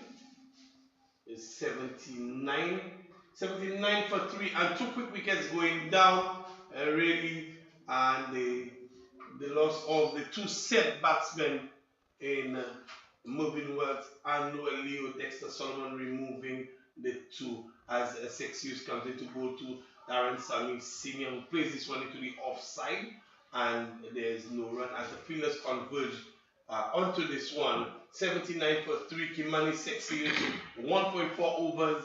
He's only yielded 8 runs. Giving up just 8 runs. 94 required from 10.2 overs as Sexius moves in to bowl to Darren Sammy Senior. And we know he can hit a long ball. Darren Sammy Senior, he hits this one out towards the mid wicket. He comes through for 1, and that's all there will be as the throw comes in to a wicketkeeper Henry, and 1 more to the total. 80 for 1. The over comes to a close. 80 for 3, correction. 80 for 3, Jamal James. What do you make of that total at the minute in terms of the chase and getting to 173? Well, at this point, the Micoud team well on course to win the game, but their hopes would have been slightly dented with the loss of Noel Leo and Mervyn Saga Wells. These were the batsmen who made half centuries for them in the previous encounter against the South Castries Lions. So the middle order really being untested at this point, and they're up against some good bowling from the City Blasters. Dexter Solomon would have outfoxed the two set batters with his change of pace. We saw Moving Wells playing across a slower delivery and being adjudged a leg before. And Dexter Solomon is continuing. This is a delivery outside of stump, and Darren Sammy gives us giving this one the golf club whacking and not making any contact. Darren Sammy's been going to the driving range very often. As a matter of fact, just won some competition over in St. Kitts with the St. Lucia golfing team. So he's predominantly a golfer now, Darren Sammy. And if he connects, definitely he can club this one all the way through. As Dexter Solomon, very wily character, comes into Darren Sammy. Darren Sammy took this one into the onside. Junior has gone well down the wicket, and the throw came in. And Sammy Junior, I think he made his run. I think there was no contact with the stump, but a good effort by the fielder nonetheless. As Darren Sammy Senior just stuck this one into the onside and not coming through for the run. He is on 2 from 4 deliveries. Dexter Solomon moves in to bowl to Sammy Senior. And Sammy Senior is whacking this one out towards a wideish long one. He's coming through for 1-2. And the throw comes in, a wild throw. But Sammy is not interested in a third run. Darren Sammy and trying to get himself together. He's completed 2 runs. The score has moved on to 82. 82 for 3. We're inside the 11th over. Being bowled by Dexter Solomon, and his ball is 1.2 overs. 1.3 overs so far. Is 2 for 6 runs. Solomon is at the top of his mark, and he will be bowling to Sammy Senior with the yellow helmet. Sammy is whacking this one again. Darren Sammy is throwing everything, Jamal James, at the ball. yes, and this is what's required at this stage here. The two of the Sammies need to rebuild the innings after some good work being done by Mervyn Wells and Noel Leo. But the good feature of the partnership between Mervyn Wells and Noel Leo was that they were running well between the wicket. We can't expect that of Darren Sammy Senior as Solomon moves in to Sammy, and Sammy is not making good contact. This one comes out of the thick inner portion of the bat, and the keeper runs around as it went towards square leg. 1 more to the total. Sammy moves on to 5. Sammy Senior, and the score moves on to 83. 83 for 3. We're inside the 11th over, and looking to get a further 91 runs. Further 91 from 9.1 overs. As Solomon, a very wily character, bowling a really good spell. He will have to reset as he just didn't get the rhythm right on this occasion. According to him, he didn't feel right, and he went back to the top of his mark with Dexter Solomon preparing to bowl to Junior, Sammy Junior. And Sammy Junior gets one, he gets the elevation, the distance is there. John and Eugene will only go into the boundary to pick this one up. Darren Sammy Jr. gets the elevation and the distance and deposit Dexter Solomon out of the park for a huge 6, taking the score now to 89. Dexter Solomon, he's bowled 2 overs now, and his figure just been spoiled a little bit. 2 overs, 2 for 13. Still good figures, but Dexter Solomon, he is being given the treatment from Darren Sammy Jr. He's moved on to 9 from 5, whilst Darren Sammy Sr. is on 5 from 8. Jamal, a good lusty blow from Darren Sammy Jr. Yes, and I think that his father would have been impressed with that shot. It reminded me actually of the Darren Sammy of old. But Sammy Senior seems to be struggling to get the pace of this wicket. It could be a case of being out of practice from hitting a ball that big, Clivers. Definitely so. It certainly looks like it's a case of out of practice for hitting this big ball. And he's usually set at these days at hitting a stationary ball. much smaller stationary ball, Darren Sammy, and he gets an opportunity to tee off as we see a change in bowling, and is the number 5, is it? It looks to be Leo Alexander. So young Leo Alexander, a leg spinner bowling to Darren Sammy, and they start off with a dot delivery. Sammy is making contact with the moving ball, is providing some trouble this time. He finds the gap, he finds the range into the boundary, 4 runs. Darren Sammy, and this one sat up as if it were sitting on the tee, and Darren Sammy really gave it the treatment on this occasion. An excellent shot here by Darren Sammy, getting that gap, finding the boundary, and I think a good move here by the now current West Indies coach to put the youngster under some pressure, going after him quite early in the over. Pressure, and the captain has given Leon Alexander a bit of reinforcement. Deep back display has gone down to the boundary. And Sammy is pulling out towards mid-wicket. Come through for 1. He does not need to run more than that as the ball has gone into the boundary. Back-to-back boundaries for Darren Sammy Sr. and Leon Alexander. A pitch shot on this occasion. Sammy was quickly onto the back foot and very at home on the back foot as well as Darren Sammy. Pulling towards mid-wicket and 4 more to Darren Sammy Sr. Leon Alexander is being put under some pressure early on.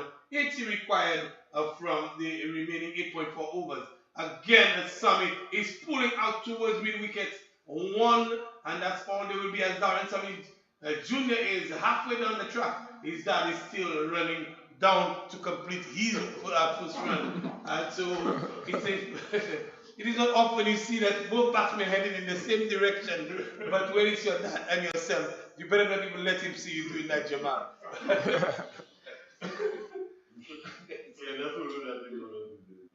Yeah, but it's gonna be a real test of character here for the young leg spinner bowling to the iconic Darren Sammy at the Darren Sammy cricket ground. And that is correct, and Darren Sammy Jr. gets a shortish delivery, plays it out towards mid-wicket. He's taking 1 and he's thinking of the second, and in true police officer fashion, his dad just raised at him, and he's not coming back for that second run. Darren Sammy Sr. Wants a piece of Leon Alexander. He's put Leon Alexander under some pressure, and again this one is down the leg side wide. And the experience of Darren Sammy, just watching this one go through to wicketkeeper Henry. So pressure mounting, a good over so far for the Avatar Healthcare Micoud Eagles. Leon Alexander coming in again. Darren Sammy tees off out towards mid-wicket, and this one is going to be stopped by Dylan John well inside. Another single to Sammy Sr. and he's moved on to 15, is it? It's been a bit of a trouble here for me. 100 comes up in the over, and Leon Alexander, an expensive over for him. 12 overs completed, 103, 101 for 3. Correction here. Leon Alexander going for 12 runs in his first over. Alexander the young leg spinner being put under some pressure here by the 2 Sammies at the wicket. And 72 required from the remaining 8 overs at 9 and over. Jamal, do you think that the Avatar Healthcare Eagles can get there? I certainly do, as long as Darren Sammy is at the wicket. His presence there brings hope for the Micoud team. But he hasn't gotten the measure of Dexter Solomon as yet. He seems to favor the spinners more than the medium pace of Solomon. And the thing is, Dexter Solomon is really mixing it up very nicely here. Solomon to Darren Sammy Sr. just turned this one into the onside 1, and Junior is really already heading back for the second, but it's not on as Solomon moves across quickly to do the fielding, and Darren Sammy Sr. will have a word with Junior. They bump fist and he say, "Listen man, you're pushing me a little bit too hard here." Indeed, and fresh Darren Sammy Jr. says, okay, that I will oblige. As the two, Darren Sammy Jr. takes his position. Dexter Solomon, he is 2.1 overs, 14 for 2, and turn into the onside out towards Quelleg. They come through for an easy single, and exactly as I said, Junior is not looking to push for or look to push for 2 at all, as he has gotten a bit of a lecture here from his senior, Darren Sammy. But the score has moved on by 1 to 103. 103 for 3. A good partnership by the two Darren at the wicket now. And Darren Sammy is driving straight back. There's a bit of fire on this one. The two fielders converge, Zane Edwards and Jordan Eugene. And for the first time, if not the second, Darren Sammy has completed 2 runs with relative ease. You see him stretching. I'm not sure he's stretching. He must be fixing his protector here. But 2 more to him. Hands on knees. Putting some pressure on him running those 2s. Yes, certainly here Darren Sammy generally favors going big and not having to run here. And he seems to be under some pressure there, Clivus. He's using the opportunity to rechange his glove, to organize his pads, just to give himself a little bit of a breather. Is the trick in the trade that you pick up over the years, Darren Sammy, and everybody's having enjoying the moment. Even if I am my friend, seem to think he's he's repairing his glove, changing, tying his laces, just making sure that he gets a little opportunity to breathe. That's part of the trick as Solomon moves in to Darren Sammy Sr. And this time, he finds the range, he finds the length, and deposit in him. Jamal, you mentioned it before, Darren Sammy likes to go big, and on this occasion, he goes very, very big. Interestingly enough, Cliver says, the first time that Dexter Solomon really shortened the length, but then look at the frame of Darren Sammy. You would need to pound that ball into the pitch to get it near his face, but Solomon failing to get the bounce needed to trouble Darren Sammy, and only giving him the opportunity really to show us one of those famous Darren Sammy highlights. Definitely so. The sparse crowd here at the Darren Sammy cricket ground would be grateful to Dexter Solomon for holding that particular length to give us an opportunity to see the Darren Sammy of old. But now, Darren Sammy, the golfer, can definitely drive a long ball. And he's batting well. Good partnership in the making between the two Darrens, as I would have indicated before. That boundary has taken it to 111 for 3 at 62 required. And now we're into the 13th over. And if Darren Sammy Junior and Senior stay there batting at the rate that they're batting, definitely they're going to take their team, the Avatar Healthcare Micoud Eagles, over the line as Solomon moves in to bowl to Darren, and this time Darren gets under it in the air, and will it be taken on the boundary? It is over the boundary, just over, hitting into the wind, but there was the elevation and able to get it over the boundary for yet another 6, and Dexter Solomon figures are really being spoiled by this over, Jamal. Yes, we can call this a case of overcompensation here. After pitching that first delivery shot, he wanted to go a touch fuller here, but the long levers of Darren Sammy coming to the fore and picking up another 6. 117 for 3. Darren Sammy can finish it quickly if he stays and he's in that kind of mode. Dexter Solomon again to Darren Sammy outside of stump. He looks for the big one and he gets the wide. Dexter Solomon is not happy with the call. The umpire has stretched his hands and he has this bit of smack on his face. Umpire, he likes the 6 hitting prowess of Darren Sammy and wants Dexter Solomon to put it a little bit closer. But this over is really challenging the skill of Dexter Solomon. I think definitely he can look to mix it up a little bit, change of pace that we know that he can do to Darren Sammy and not get sucked into the moment. And the figures have been really tainted by this over as Darren Sammy has taken him big, long, really, and out of the park. Dexter Solomon, can he get out of this over on a good note? He moves into ball to Darren Sammy Sr. And Darren is driving in the cover region, and the sweeper comes around to his right and does the fielding. And one more to the total. Darren Sammy, he's moved to 31 from 18 after 13 overs, 190 for free. So a mere 54 required from all over 7 overs. Darren Sammy Jr. has been good company for Darren Sammy Sr. He's on 11 from 7, and the present run rate is 9.15. The asking rate has gone down to 7.71. So this over has really contributed very well to the cause of the Avatar Healthcare Micoud Eagles. Yes, interesting to see what Captain Nitram does next. Dexter Solomon was proving to be a trump card for him, removing the 2 wickets, the dangerous batters who previously took Micoud out of trouble. But Darren Sammy playing his first game of the KFC SPL here has been a true revelation for them, scoring 41 of 18. The skipper Nitram has reintroduced Dylan John into the attack.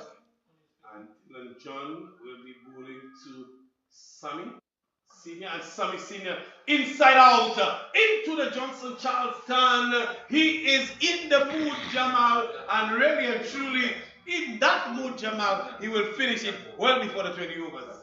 Not what Captain Stephen Natram required of his big fast bowler Dylan John. Dylan John just bowling an easy ball in the slot, begging to be hit, begging for the treatment, and Darren Sammy obliging here on this occasion here. Dylan John needs to bring something different to the party here. Dylan John really bowling this one in the slot, and Darren Sammy would not miss out. And it looks like it's coming back. It's like riding a bicycle, Jamal. You might not have been on it for years, and you just spent a couple of minutes on it. As a matter of fact, the Central Cast Street Achilles holding City Blasters should really have looked to get dislodge Darren Sammy early. And Darren Sammy is now finding his range and cutting well out towards third man. Comes through for the single. He will not be challenging for a second run, and he scored over by 1 to 38.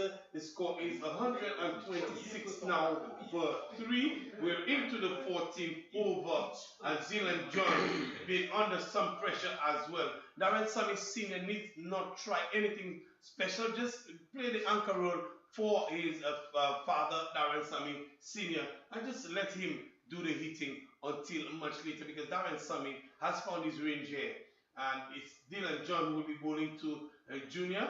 The junior version of Darren Sammy is a lifting delivery. He's guiding this one down to third man, and easy. It was in the air, but it would never have carried to third man, right on the boundary in Dame Edward, and he come through for the single. Exactly what the doctor ordered for the Avatar Healthcare Micoud Eagles. Darren Sammy Jr. providing that sort of support, just turning over the strike, bringing Darren Sammy Sr. back into strike. He's on 38 from 20, and he's measuring up Dylan John, left arm over the wicket to Sammy. He bowls. Sammy is hitting straight back past the bowler with some venom. Can the fielder get around? Does he? He does get around. Good bit of fielding, and Junior is going back to the danger, and good running on this occasion from Sammy Jr. And they complete another 2 runs. Real pressure on the Achilles holding Inc. City Blasters, and really the captain is not getting the Yes, and that was the captain there on the long on boundary in the form of Stephen Nitram, making an excellent stop here, saved a certain boundary.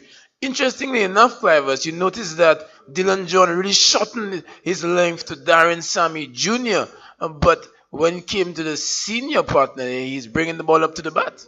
It's definitely, he probably left the batting of Darren Sammy Sr. We should look for him to cut and pull, and he is coming. This one is squaring up Darren Sammy, and still the left is hurt, is he? He got hit in that area. And oh my goodness, this is not a good sign. Is it fatigue or is it that he got hit? Darren says this in the jewels. In the jewels? He would have gone down. He would have gone down. But this thing, he still.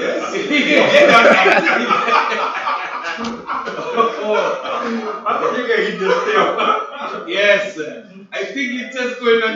He was hit about that area, not necessarily direct impact, but he is a strong character. He's Darren Sammy, and he's back on his feet and ready for Dylan John. 129. Sammy's moved up to 14. Dylan John over the wicket to Sammy, and Sammy is hitting him with into the wind, and this time he perishes after a good little cameo. Darren Sammy hitting into the breeze, and he held out to the fielder at the deep square leg boundary, and Dylan is excited.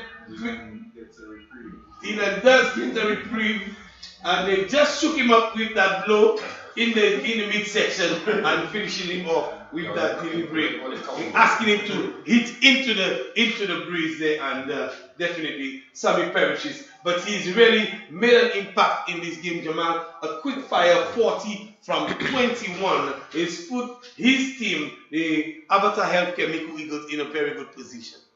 Yes, Clarence, but I wonder if it's actually enough, because remember, this is an untested middle order here for the boys from Micoud. But excellently bowled here by Dylan John. We had just discussed that Captain Nature would have been asking him to have shortened the length for Darren Sammy Sr. and ask him to hit towards the bigger part of the ground where he would be hitting against the breeze. And a comfortable catch taken here by Kimani Sexius, who we might point out dropped that earlier chance. A good catch from Kimani. Judged it well under the lights. It's never easy to mount under the lights as the Merlin Sammy comes in to join Darren Sammy Jr. So now it's a parade of the Sammys. I'm sure Lance Sammy is well lined up to come in as well. Merlin Sammy, we do know that he can hit a long ball himself, Merlin Sammy, and the over that had come to an end after 14 overs. We are 129 for 4. The Avatar Healthcare Micoud Eagles looking for 173. They need just 44. It's Eli Box to Sammy Jr. and he just plays this one down to long on, where he finds Stephen Natram, and they come through for a single, and Merlin Sammy, he comes in. He's going to be facing his first ball. Jenny Libos, he's bowled 2 overs, 1 for 10 so far, and looking to keep things tight, defending 44 now. 100 and Merlin Sammy gets a delivery outside of somebody driving out towards the long off. John L. Eugene is coming off the boundary and does the fielding. They come through for 1. Another run to the total. 130 comes up in 131 really in 14.2 overs. Jaden in the light box, left arm round the wicket to Sammy. Sammy's playing this one out towards a long on and gets that easy single to bring Merlin Sammy back into strike. Very entertaining innings from Darren Sammy, just coming to an end and putting his team back in business. Merlin Sammy taps away, awaits the arrival of Eli Box, left arm round the wicket to Merlin. Merlin is pulling this one out towards mid-wicket. The fielder comes off the boundary. Zahid Antoine really quickly comes off the boundary and they get the single. And the score moves on by 1 to 132 for 4. Merlin Sammy, he's on 1. Darren Sammy Jr., he's on 13 from 10. 41 required from 5.3 overs as again, Eli Box comes in. Darren Sammy can't beat him to his left, and it's a drop ball. The asking rate is still well below 8 Eli box to Sammy. Sammy is looking to sweep, but he's bold. Darren Sammy Jr. has been boldly stumped this lodge, and Eli box now following in the path of Dylan John in the previous over, dislodging Darren Sammy Jr. And we've had 15 overs bowled. It's 133 for 5. Jamal, you did indicate that it's a very a middle order that's untested, and now they've been put under some pressure. We'll take some comments from you, and it will be Claudius Francis to bring us. Claudius Emmanuel, oh my goodness, the excitement of it all has taken possession. Claudius Emmanuel will take us to the end of this match. Good bowling here from Jaden Libox, just slowing up this delivery. Darren Sammy Jr. predominantly looking towards the leg side to score those singles. It was a good piece of fielding the ball before, preventing Sammy from getting that single here. He tried to slog towards the leg side and perishing against the left arm spin of Eli Box. 133 for 5, so 40 needed from 5, exactly 8 runs per over required. I think we are in for a very close game because with the loss of Sammy Jr., it opens up the situation for the City Blasters, and it's not a lot required. 8 runs per over. It's not a difficult requirement, Jamal, but it's really going to be a situation going forward as to which side really buckles under the pressure. Both sides are in a position where they can win the game. So I think good cricket would be at a premium, and people really do need to be very focused on getting the basics right. So 133 for 5 as Eli Box will continue. It looks to be Kimani Sexius, the fast bowler. So Sexius continuing, and it is going to be Sexius. In fact, it's the 16th over commencing. Delivery that is outside the off stump. In fact, coming into the batter and playing into the offside, and there is no run. So the batsman coming in is Kirsten Jones. Jones replacing Sammy Jr. bowled by Libox in the previous over. So bowler Sammy with the red helmet waits as delivery that is down the leg side, and he allows it to go into the gloves of the keeper. So Sexius coming back, 2 overs, no maidens, not for 10.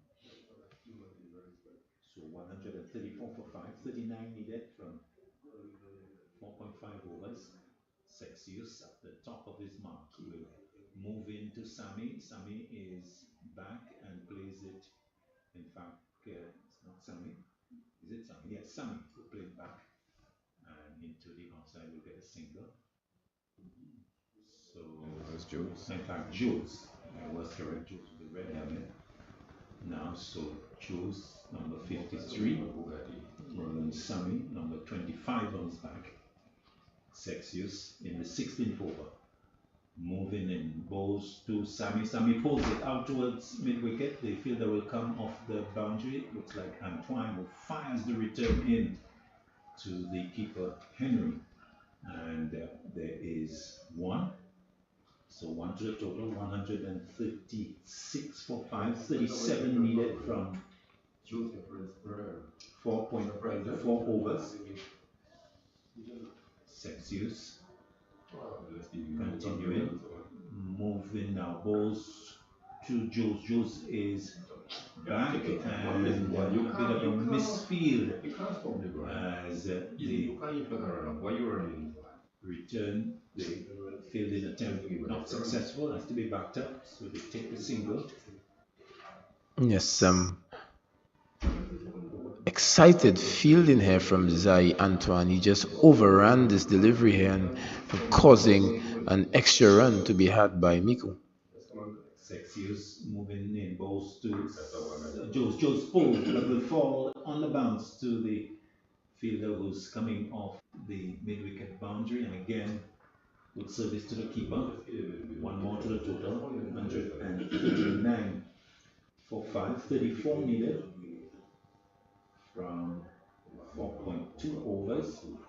So that's what, 28 deliveries, 34 from 28. 5 wickets in hand. Sexius moving in, bows to Joes. Joes pulls it out through mid-wicket, through square leg correction, out towards the boundary.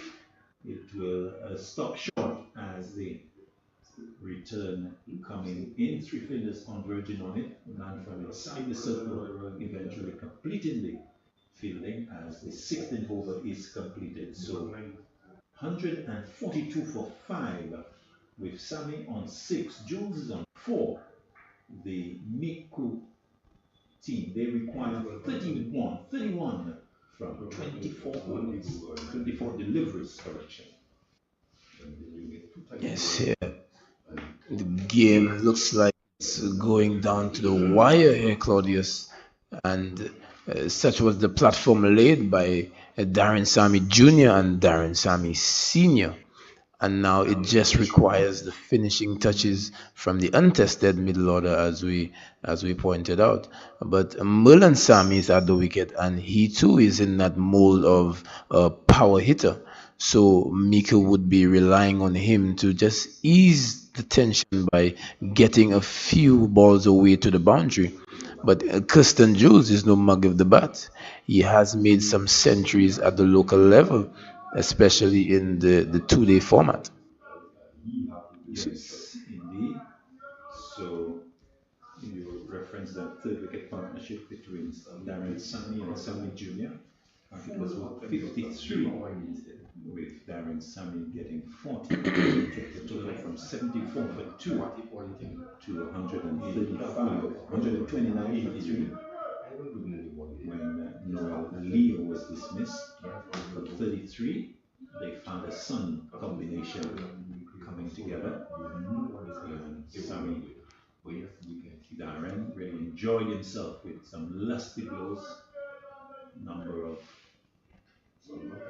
vintage Sammy stroke, a pull in particular out towards mid-wicket was vintage Sammy. Delivery that is outside the off stump as a new over commences. Jules looking to flash at it outside the off stump, not making contact.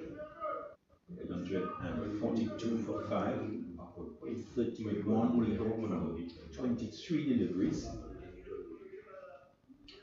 The situation is balanced, even Stevens.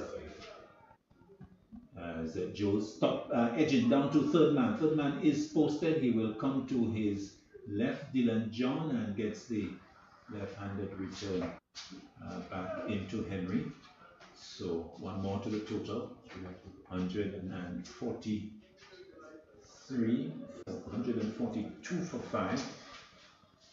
Solomon coming back with this 17th over as he's going to move in now to Merlin Sammy. Solomon to Sammy. Sammy driving, taking it from outside the off stump along the ground to long on, who comes up the boundary. So one more to the total. It's been done with singles at this stage. 30 needed from 22 deliveries. 30 needed from 22. Let's look at the field. Long off, long on, deep straightish mid wicket. Third man, deep extra cover. Solomon moving in, bows to Jules. Jules is tugging it and pushing it all the way to John L. Eugene, who comes off the long off boundary. One more to the total. Goes to 145, 28 needed from 21. Sammy comes back into strike in the circle. Backward square, mid wicket. backward point, extra cover, all on the edge of the circle. Solomon away from us, balls to Sammy. Sammy is hitting it hard into the ground and on the bounce into the gloves of the keeper and not making use of that delivery. This over so far, dot 1-1-1 in favor of the City Blasters. Yes, and after coming in for some treatment, Dexter Solomon has regained his confidence and some consistency. Solomon moving in balls to Sammy. Sammy is driving out towards the sweeper. Possibility of a catch. Diving attempt unsuccessful. And into the boundary for 4. The ball falling inside the rope. A valiant attempt. But in the end, what is more important is that it's gone for a boundary. Sammy with a timely strike into the deep extra cover boundary for 4. As the over is completed. 149 for 5. The 17th is completed. The requirement now down to 24 needed from 18 deliveries. Yes, Darren, well, Merlin Sammy on this occasion here, who generally favors the leg side, just answering the call and getting that boundary for the offside. Dexter Solomon, in my opinion, became a bit too predictable and a good adjustment being made here by Merlin Sammy. But Claudius, had that fielder been posted on the ropes, I think that ball would have gone straight down his throat. Yes, Cardinal seen by the fielder. In fact, at one point in the over, he was actually on the boundary, but as the ball was bowled, he sort of got himself out of position. And it's always bad to see the fielder on the boundary getting the ball fall over his head and inside the boundary. As the over number 18 is started, clipped away, an attempt to do so by Jules. It comes off the pad, I think. Yes, umpire James confirming that now. So one more to the total as Solomon picking up, Sextius picking up. So 23 needed from 17 as he moves in balls to Jules. Jules loves that out towards long off. It's coming off the boundary. Catch taken. Good effort by the fielder coming off the long off boundary and judging it nicely.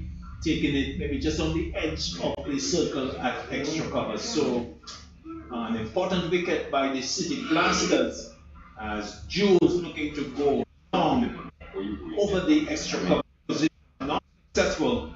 So he goes caught by the fielder who's coming off the boundary. So 150 now for 5, or is that 6?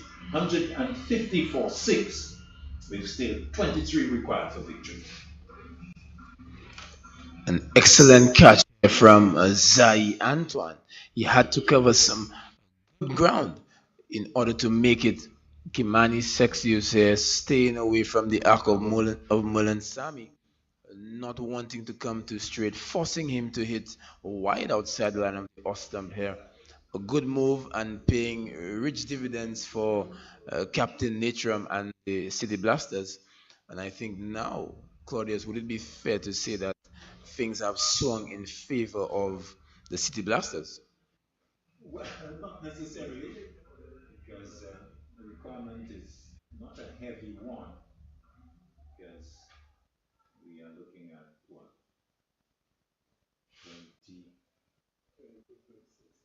23 from 16. 23 from 16, to my mind, but still go either way. So I'll not commit myself, I'll stay on the fence on this one as the new batsman comes in. Sukwa, as this delivery is looking to clip away and doesn't make contact, but they will get the single, or they'll get the extra because it's wide by James, saying that Sukwa couldn't reach that. So one more to the total. 151 151 for 6. 22 now needed.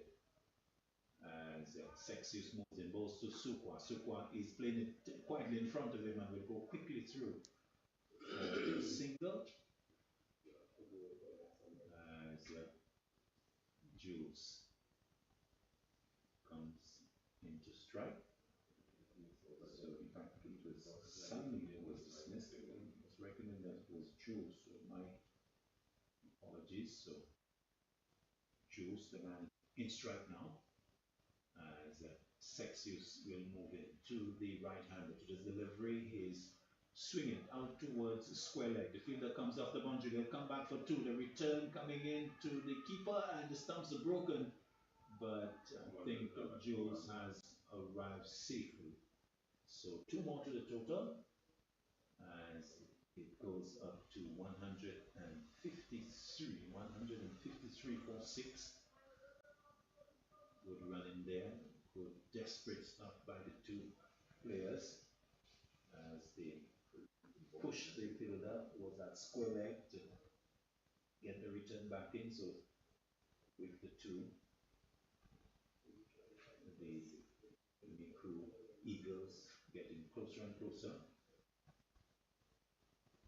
This is number 18. Sexius will move in once again, goes to Jules. Jules is looking to drive, big appeal, given out by the umpire. So Jules getting a bit of bat on that, and Henry taking the catch low down. So the Micoud Eagles continue to lose wickets here as we come towards the end of the game. They are still some distance away from the target as the 7th wicket goes down. 154 for 7. And an important wicket going down to Mara as the Micoud Eagles, they are making it even more interesting as we come towards the conclusion of the game.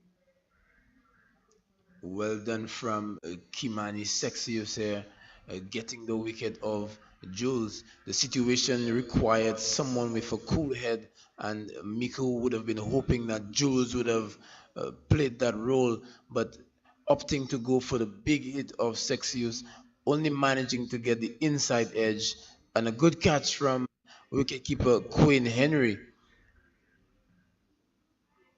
So now the equation stands from what I can tell, 19 runs needed from 2.2 overs. Tyler Sukwa is at the crease, and he is also known as a man who can put away some lusty blows.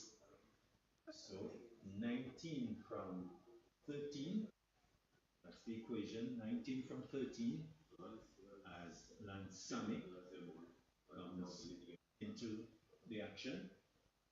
Sami, right-hander, and he has to contend with Sexius to complete this over the 18th, but he comes in, goes to Sami. Sami is back and plays up along the track on the onside to Sexius, who completes a very good over with 2 wickets being taken by him. So very important over in the context of the game, as it ends with 154 for 7. 19 required by the Micoud Eagles, and they have got 12 deliveries in which to get them. Game is interestingly poised here. And we know that Tyler Sukwa can get the ball away, and so can Lansami. And Captain Stephen Natram turning to his experienced left arm spinner, Jaden Elibox, bowling a very crucial over in the game. And we have talked about his skill as a left arm spinner. We did mention that he was on the national team this year once again. So going to be Elibox to move into Sukwa. Sukwa pulls it. It's high in the air. Who wants it? Mid wicket is coming to it and takes the catch. So Sukwa perishing, looking to go aerial on the onside, the top edge, and the ball going high in the air to the edge of the circle. Mid wicket coming from the boundary and taking a good catch. Good catch. Antoine. Zai Antoine once again. Antoine with good work coming from the boundary and settling himself nicely just on the edge of the circle. and throwing it up with glee to celebrate the loss of wicket number 8 by the Micoud Eagles. Super going, caught Antoine of the bowling of Eli Box, and it's 154 for 8. The Micoud Eagles getting themselves in a spot of bother here. 18, correction, 19 required now from 11 deliveries. 2 wickets are left. And Zai Antoine has been excellent. He has done well with everything that he has been asked to do tonight. He was spectacular with bat in hand, hitting those 3 sixes in a row. And he has been superb in the field, taking 2 good catches, making some good distance, moving with great speed along the carpet. And Jaden Elibox coming up with another wicket. He too had an impressive cameo with the bat and now showing his skill with the ball. He's up against a left-handed batter now in the form of, looks to be Ted Jonas. Indeed, sir. The lanky left-hander comes out, not on his shoulders. 19 required from 11 as Eli Box moves into Jonas. Jonas is back looking to play that away from the keeper. He's not successful, but importantly a dot ball. 19 required from 10 now. The pressure building on the Micoud Eagles. Long off, long on, deep mid wicket, deep square leg. Eli Box balls driven past Eli Box out towards the boundary. Will the fielder come across? Yes, he does. Eugene doing good work in front of us to cut off the boundary as the batsmen have come back for 2. So 2 being saved there by Eugene as the batsman coming off the mark, Jonas. So 2 taken. So 17 required from 9. Left-hander still in strike. Adjustment to the field on the offside. Eli Box moving in. Jonas to this delivery is playing it out towards the offside. The mix-up, could have been run out, but was not picked up cleanly by the man on the edge of the circle at backward point, allowing the batters to recover and complete the single. But had he picked that up, Jamal, we could have had a run-out situation. As it turned out, the single taken with Jonas going to the non-striker's end. So 1 taken, 16 now required from 8. And Mika would be hoping that that stolen single translates in the form of a 6. Eli Box to the batter who's lofting out towards long on. 6 runs over the head of the fielder. A lusty blow by the man who's Sammy, in fact, getting a delivery that was pitched up, and Sammy going all the way, and the man long on coming to his left thought he might have had an opportunity, but he saw it sailing over his head for a maximum, and what a strike. Sammy has reduced the equation. 10 required from 7. Ibox under some pressure, moves in, bowls to Sammy. Sammy to this delivery is looking to cut and doesn't make contact as Henry takes behind the stumps. So the completion of over number 19 with the requirement now 10 from the last over. So 10 from 6. Jamal James, where is your money?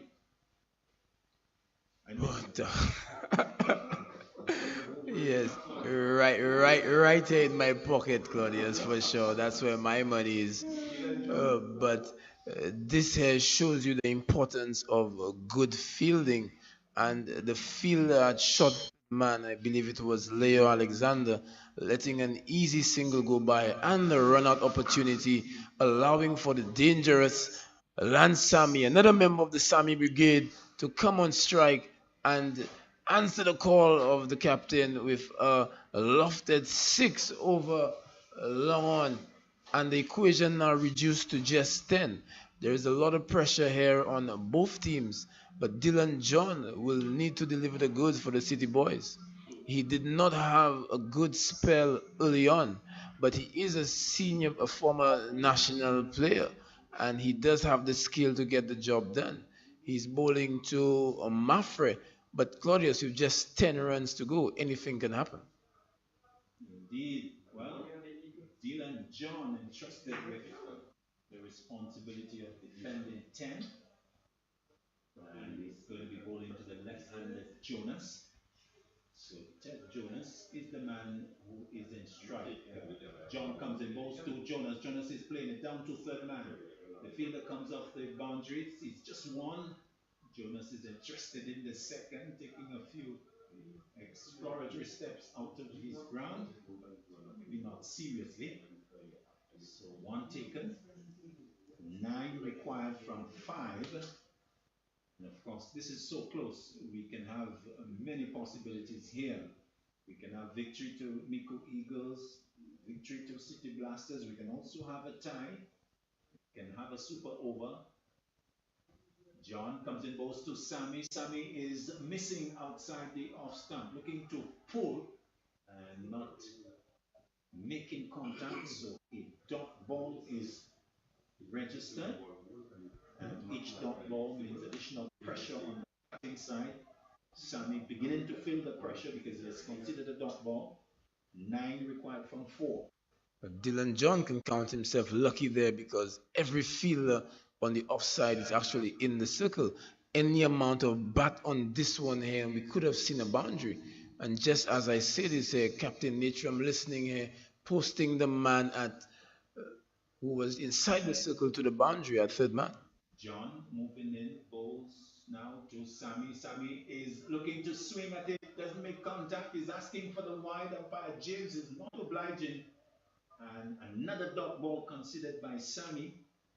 Pressure building on him, so it's now 9 required from 3 deliveries. He goes down to speak to Jonas. So pressure building. The field, long off, long on. Third man, deep mid wicket. Backward point, squarish cover, extra cover, and short backward square.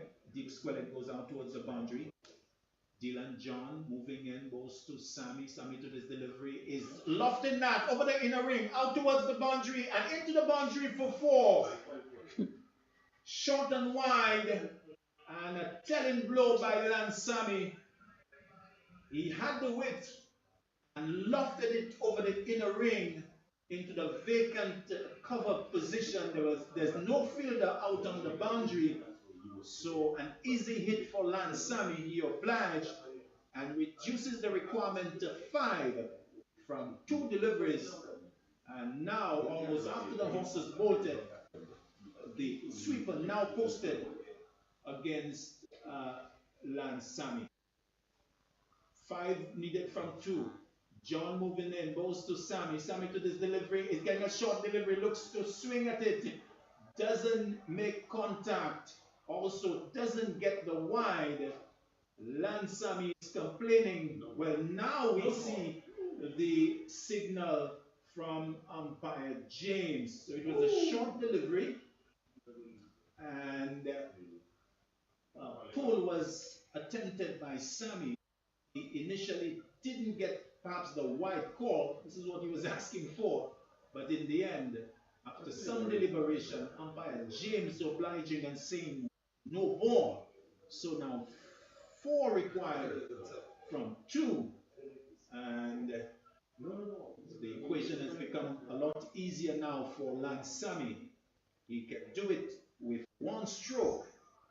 And it's going to be interesting to see what happens. Dylan John moves in, moves to Sammy. Sammy is ball. The off stump, is that not a ball? Yes, in fact, it's ball. But of course, it was a free hit. Another free hit. But in fact, there is another no ball here, Claudius. No ball. Dylan John, what are you doing? My word, how could you do that, Dylan John? Off stump, out of the ground. But the outstretched hand of umpire James indicating that he had overstepped. And so what do we have now? 3 required from 2. Very interesting cricket here. This one is hanging on a knife's edge, and Dylan John under some significant pressure here. Lance Sammy swinging with everything that he has. Dylan John, he had the right idea early on in the over, Claudius, but as we called it, the field setting just was not right. Lance Sammy just getting enough bat on one of those balls and finding the gap over the offside field and getting that boundary. Dylan John was feeling the pressure and overstepping, transgressing that front line, giving away 2 no balls. An interesting equation here. 3 runs needed. Indeed. 3 needed from 2. The game is still wide open. Wide open as a message comes out from the dressing room for Sammy. And there is a free hit again. Strike. So it's actually a free hit. So this is very much in favor of the Micoud Eagles. As Dylan John comes in, balls to Sammy. Sammy clips it away. Straight to the backward square leg fielder who settles himself and says, okay guys, just 1. So 1 taken. And what do we have?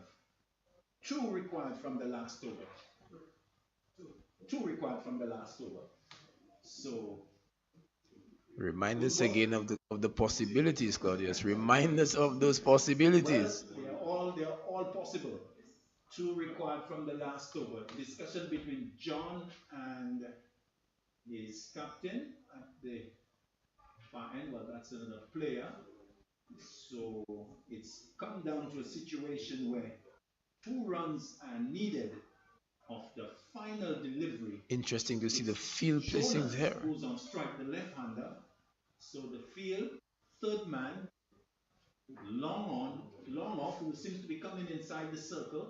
John moving in, balls to Jonas. Jonas to this delivery is driving into the offside, and they'll get 1. They'll come back for the second. And so victory for the Micoud Eagles. A shell-shocked set of City Blasters players. They are disconsolate, but the celebration is in the yellow shirts coming out of the Micoud Eagles dugout. Jonas driving through the covers to get the 2 required.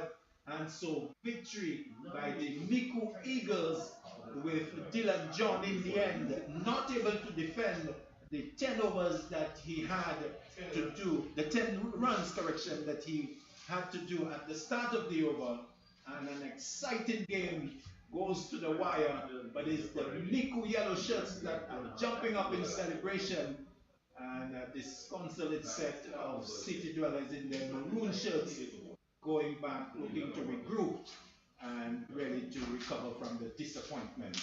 So a very exciting game, and in the end, as it turned out, Jamal James, it is the Micoud Eagles who held the nerve to get over the line, and a very good victory for them in the end.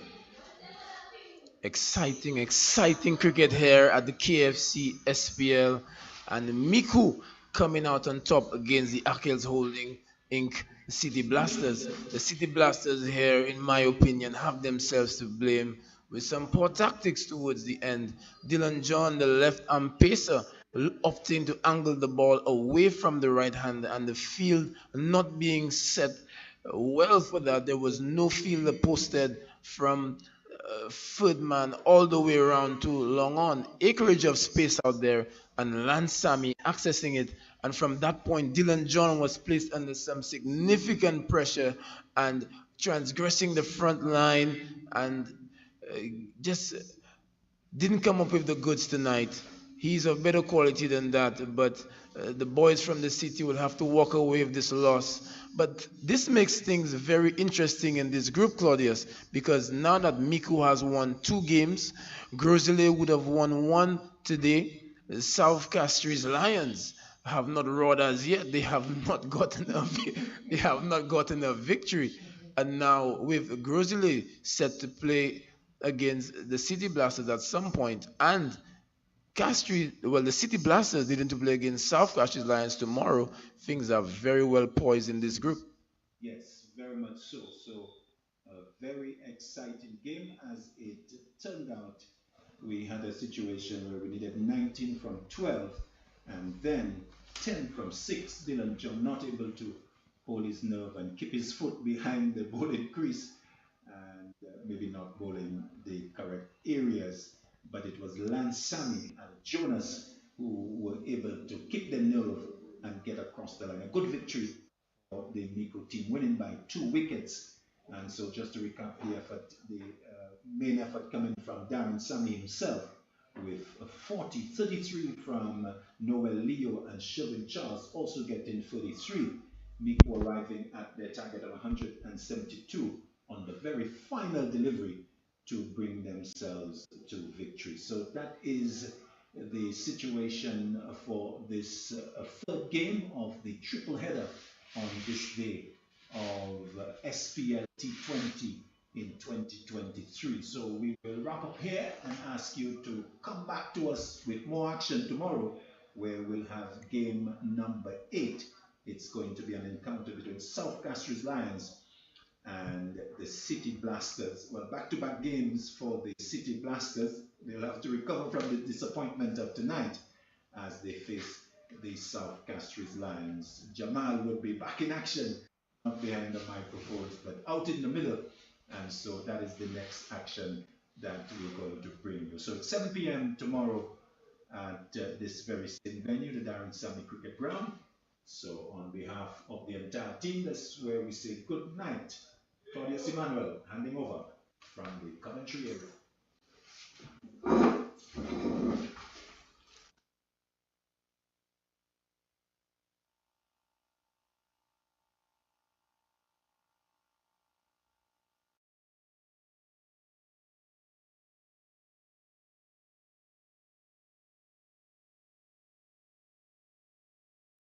US Polo Association is having a massive sale at both locations at the Castries and Baywalk Mall. 30 to 70% off. That's right, 30 to 70% off. Men's, ladies, and kids apparel. Now is your chance to get your favorite outfits at fantastic savings. 30 to 70% off. And it's all happening at both locations, Castries and the Baywalk Mall. US Polo Association would like to thank our loyal customers for the years of support. Don't forget, 30 to 70% off. Sale starts Wednesday, October 11th. This is your giant step. This is your game plan. This is your dream. This is your stability.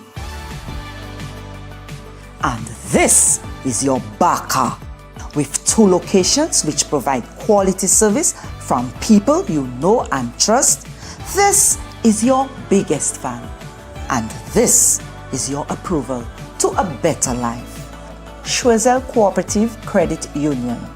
Contact us today for loans, savings plans, insurance, FIP, and the convenience of ATM, mobile, and online banking.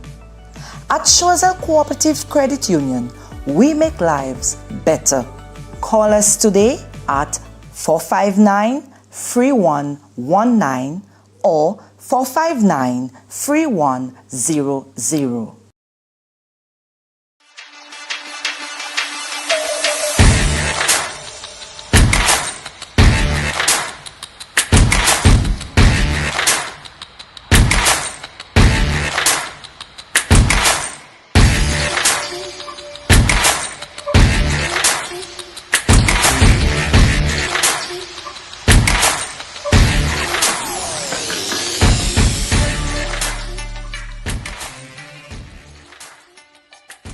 Why pay full price for your mobile when you can pay half? Just bundle your home internet and mobile services with Flow and save 50% on your mobile bill. That's money in your pockets every month. Plus now you get free YouTube and WhatsApp data. And you can share your plan with up to 3 other numbers. Upgrade now and get a free smartphone. Switch and keep your number. Learn more at discoverflow.co.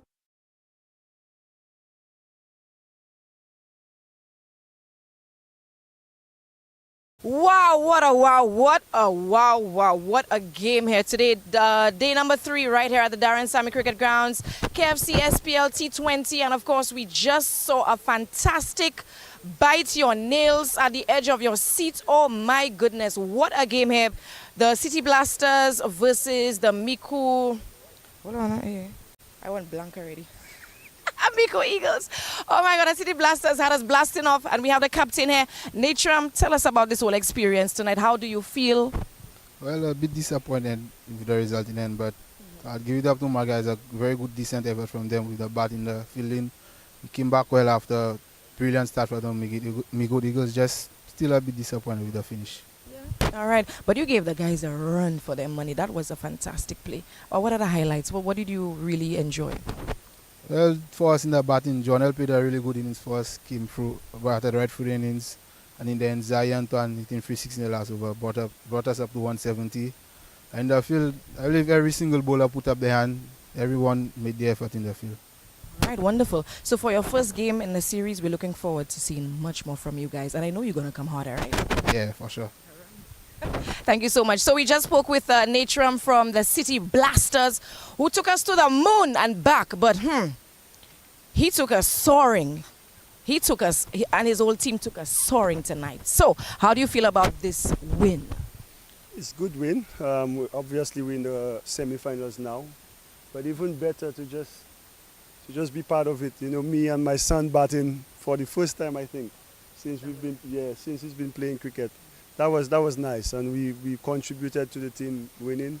You know, SPL back, first time Micoud having a franchise. You know, it's a great victory. Wonderful. So you guys got us at the edge of our seats. We were ready to panic and heart attack and all these things, but it came off so smoothly, and you just got that stroke of luck last minute, and wow, what a game. So we're looking forward to so much more. Yes, I think you could say it's the most entertaining game so far in the KFC SPL. You know, and hopefully as the tournament progresses, people come out and watch. They'll be entertained, because I know the few fans that were there, they were thoroughly entertained tonight, and that's what it brings. You know, come out and support. And again, congrats to my team, Micoud Eagles, for making it to the semi-finals so far. All right, so that was a spectacular game, and of course we're looking forward to seeing much more. Wow, what a vibe. So, all right, so right about now, thank you so much for joining us. I know it's time for you to go rest up. And of course we're going to continue. So right about now, we're going to introduce the man of the match. Who's that? Me? Surprise, surprise. It's good to be back. Thank you very much. Oh, first game back. Wonderful. So congratulations, man of the match. And of course, like you said, it was an epic scene to see you and Sammy Jr. on the field together, you know, hand in hand, and just making it epic tonight. Thank you very much. Yes. All right. So guys, it's day 3, night 3 of the KFC SPLT20. What a wow tonight. Hello, Sinusha, you have to come over to see that. Did you see that tonight? We're not playing with you, you know. It's all about the KFC SPLT20, and of course we continue tonight because it's already Monday. So we continue tonight right here at 7 p.m. Don't miss out. Come one, come all. Hey, we have plenty of space, good food, good vibe, top class entertainment right here at the KFC SPLT20. Good night. He saw Gabriel as well as the Chevron Leo moves in to bowl to Natram, and Natram is just guiding this one through to backward point, and there is a direct hit, and Natram is helping himself. This one out towards mid-wicket. Edward is Dane Edward, and helping himself to 4 runs. Third in. He also has a third man in operation. This one, he gets under it, it holds up, and it will go all the way. It was looking at some point. Kirsten Jude was inside the 4th over. Darren Sammy Jr. around the wicket. This time it's over the top, goes to the boundary. A little bit too deliveries that he's bowled so far, and looking to finish this over well. Round the wicket to Edward, and there's a loud appeal. The finger goes up, and the 53, and he is going to be moving into Natram. Natram to this delivery is looking to work it on the onside. Big Natram. Jules moving in, moves to Natram. Natram is getting one that is coming back into him. Good catch taken by the keeper. The appeal going. At Stephen Natram. Jules to Natram. Natram lofts it out towards long off, but it's over the head of the fielder, and 6 into the anchors himself. pushes himself forward. He comes and goes to Mitchum. Mitchum drives out towards the onside all the way. 6 runs. Once again, goes past the umpire, goes to Mitchum. Mitchum driving airborne out, possibly to the sweeper. Catch taken straight down the throat of the mode of spin delivery that is down the track, lofted out towards the fielder on the onside. It's over his head, and 6 runs. The mode of spin delivery that is down the track, lofted out towards the fielder on the onside. It's over his head, and 6 runs. Eugene turns it through square leg. The fielder comes off the boundary. They're thinking of the second, little hesitation. The throw comes into the keeper who breaks the stumps. Eugene diving. So moving well again outside of some edge found, and Lance Sammy has continued where he left off from the previous tournament. Sammy Jr. is doing a good job of that. But just speaking of that there, he bowls a full toss and dispatched over his head here. Is looking to stem the flow of runs, try to just stop things a bit. This one is in the air, the fielder runs around and he can only watch it as it sails. Is looking to stem the flow of runs, try to just stop things a bit. This one is in the air, the fielder runs around and he can only watch it as it sails from him. And Lance Sammy would want to finish well. Jaden Liebox, this one again in the air, and again the fielder is only a spectator as it goes from him. And Lance Sammy would want to finish well. Jaden Liebox, this one again in the air, and again the fielder is only a spectator as it goes. Good lines and lengths. He moves in now, goes to Liebox. Full toss that's lofted over the head of Darren Sammy at long on, and 6 runs. Good lines and lengths. He moves in now, goes to Liebox. Full toss that's lofted over the head of Darren Sammy at long on, and 6 runs. Taking Eugene now, he's on pretty safe to Liebox. Delivers that short and edge and caught by the keeper. So back of a length again.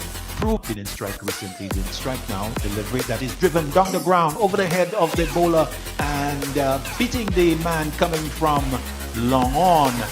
In strike recently, in strike now. Delivery that is driven down the ground over the head of the bowler and beating the man coming from long on. Is looking to point it, gets him in, that it just goes to backward point. They're coming back for the second. The return comes in, and the question is whether Eugene took one. It was penultimate over of the innings. Moves and goes to Celsius. Celsius gets a foolish delivery, looking to whip at it and given out. LBW on by the mark. Super continues over number 19. Goes away from us, goes to Henry. Henry is struck on the pad, big appeal, and see a delivery that is hit out towards the onside and all the way over long on, over long leg. See a delivery that is hit out towards the onside and all the way over long on, over long leg. Leo moving in, goes to Antoine. Antoine hits that big and massive over mid wicket. No question about this. That's gone all the way. That ball right up. Under pressure, Leo moves and goes to Antoine. Antoine is driving out towards the onside, the offside. 6 again. Over extra cut.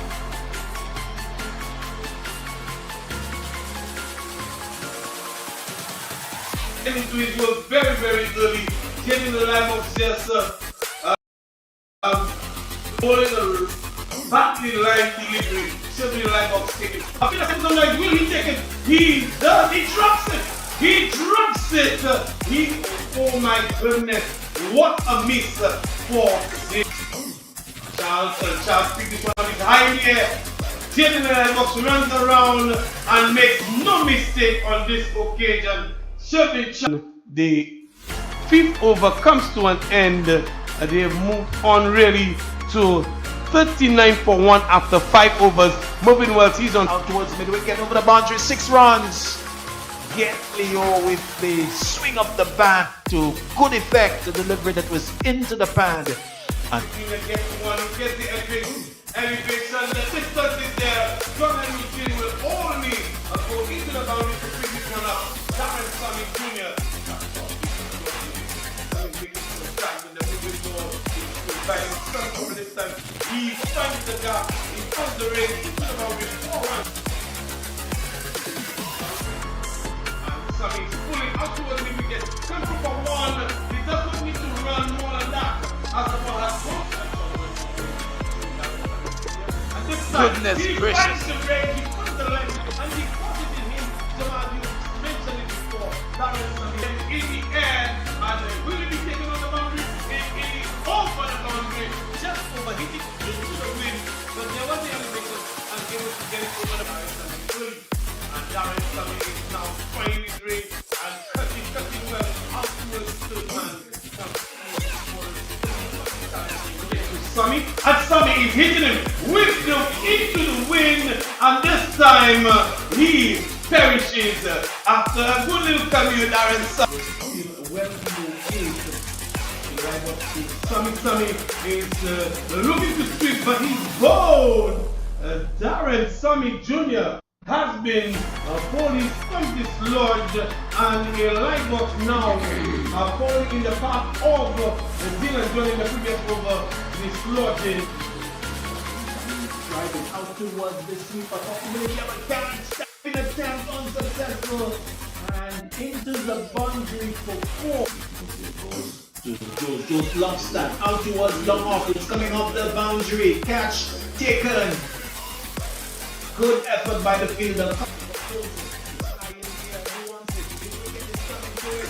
Hits the catch. Looking for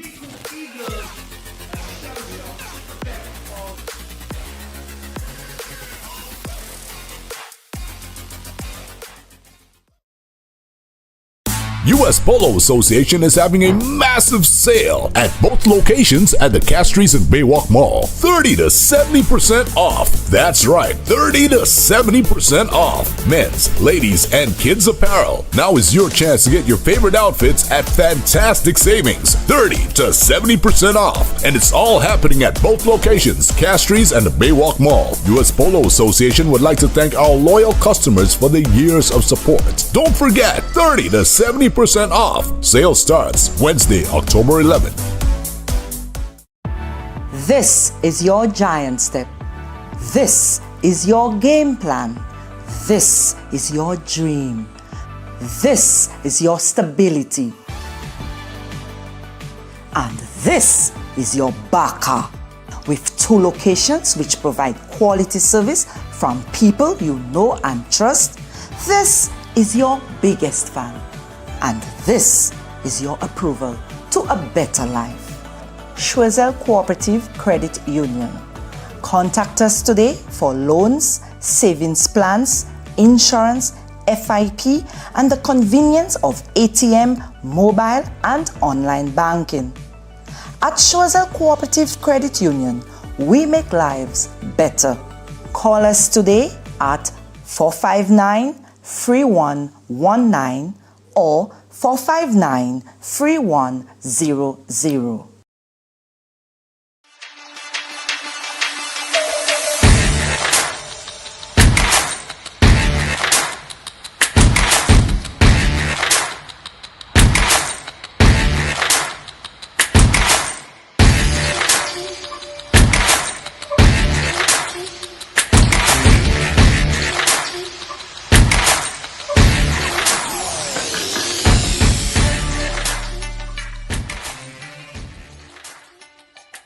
Why pay full price for your mobile when you can pay half? Just bundle your home internet and mobile services with Flow and save 50% on your mobile bill. That's money in your pockets every month. Plus now you get free YouTube and WhatsApp data.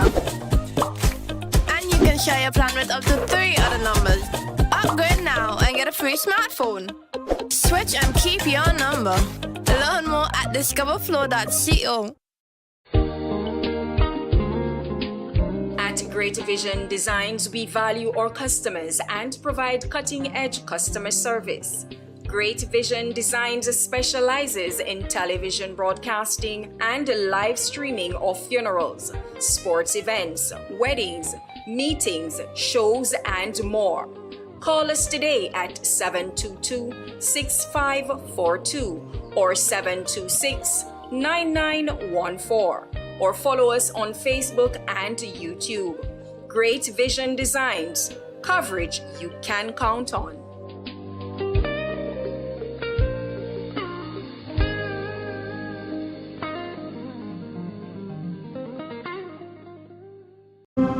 It's a new day. A day we've been waiting for our whole lives. This is the beginning of something that we thought was impossible. We've put in the work to get to this moment. To work together as a team. And trust me, they know that Choselle is on the rise.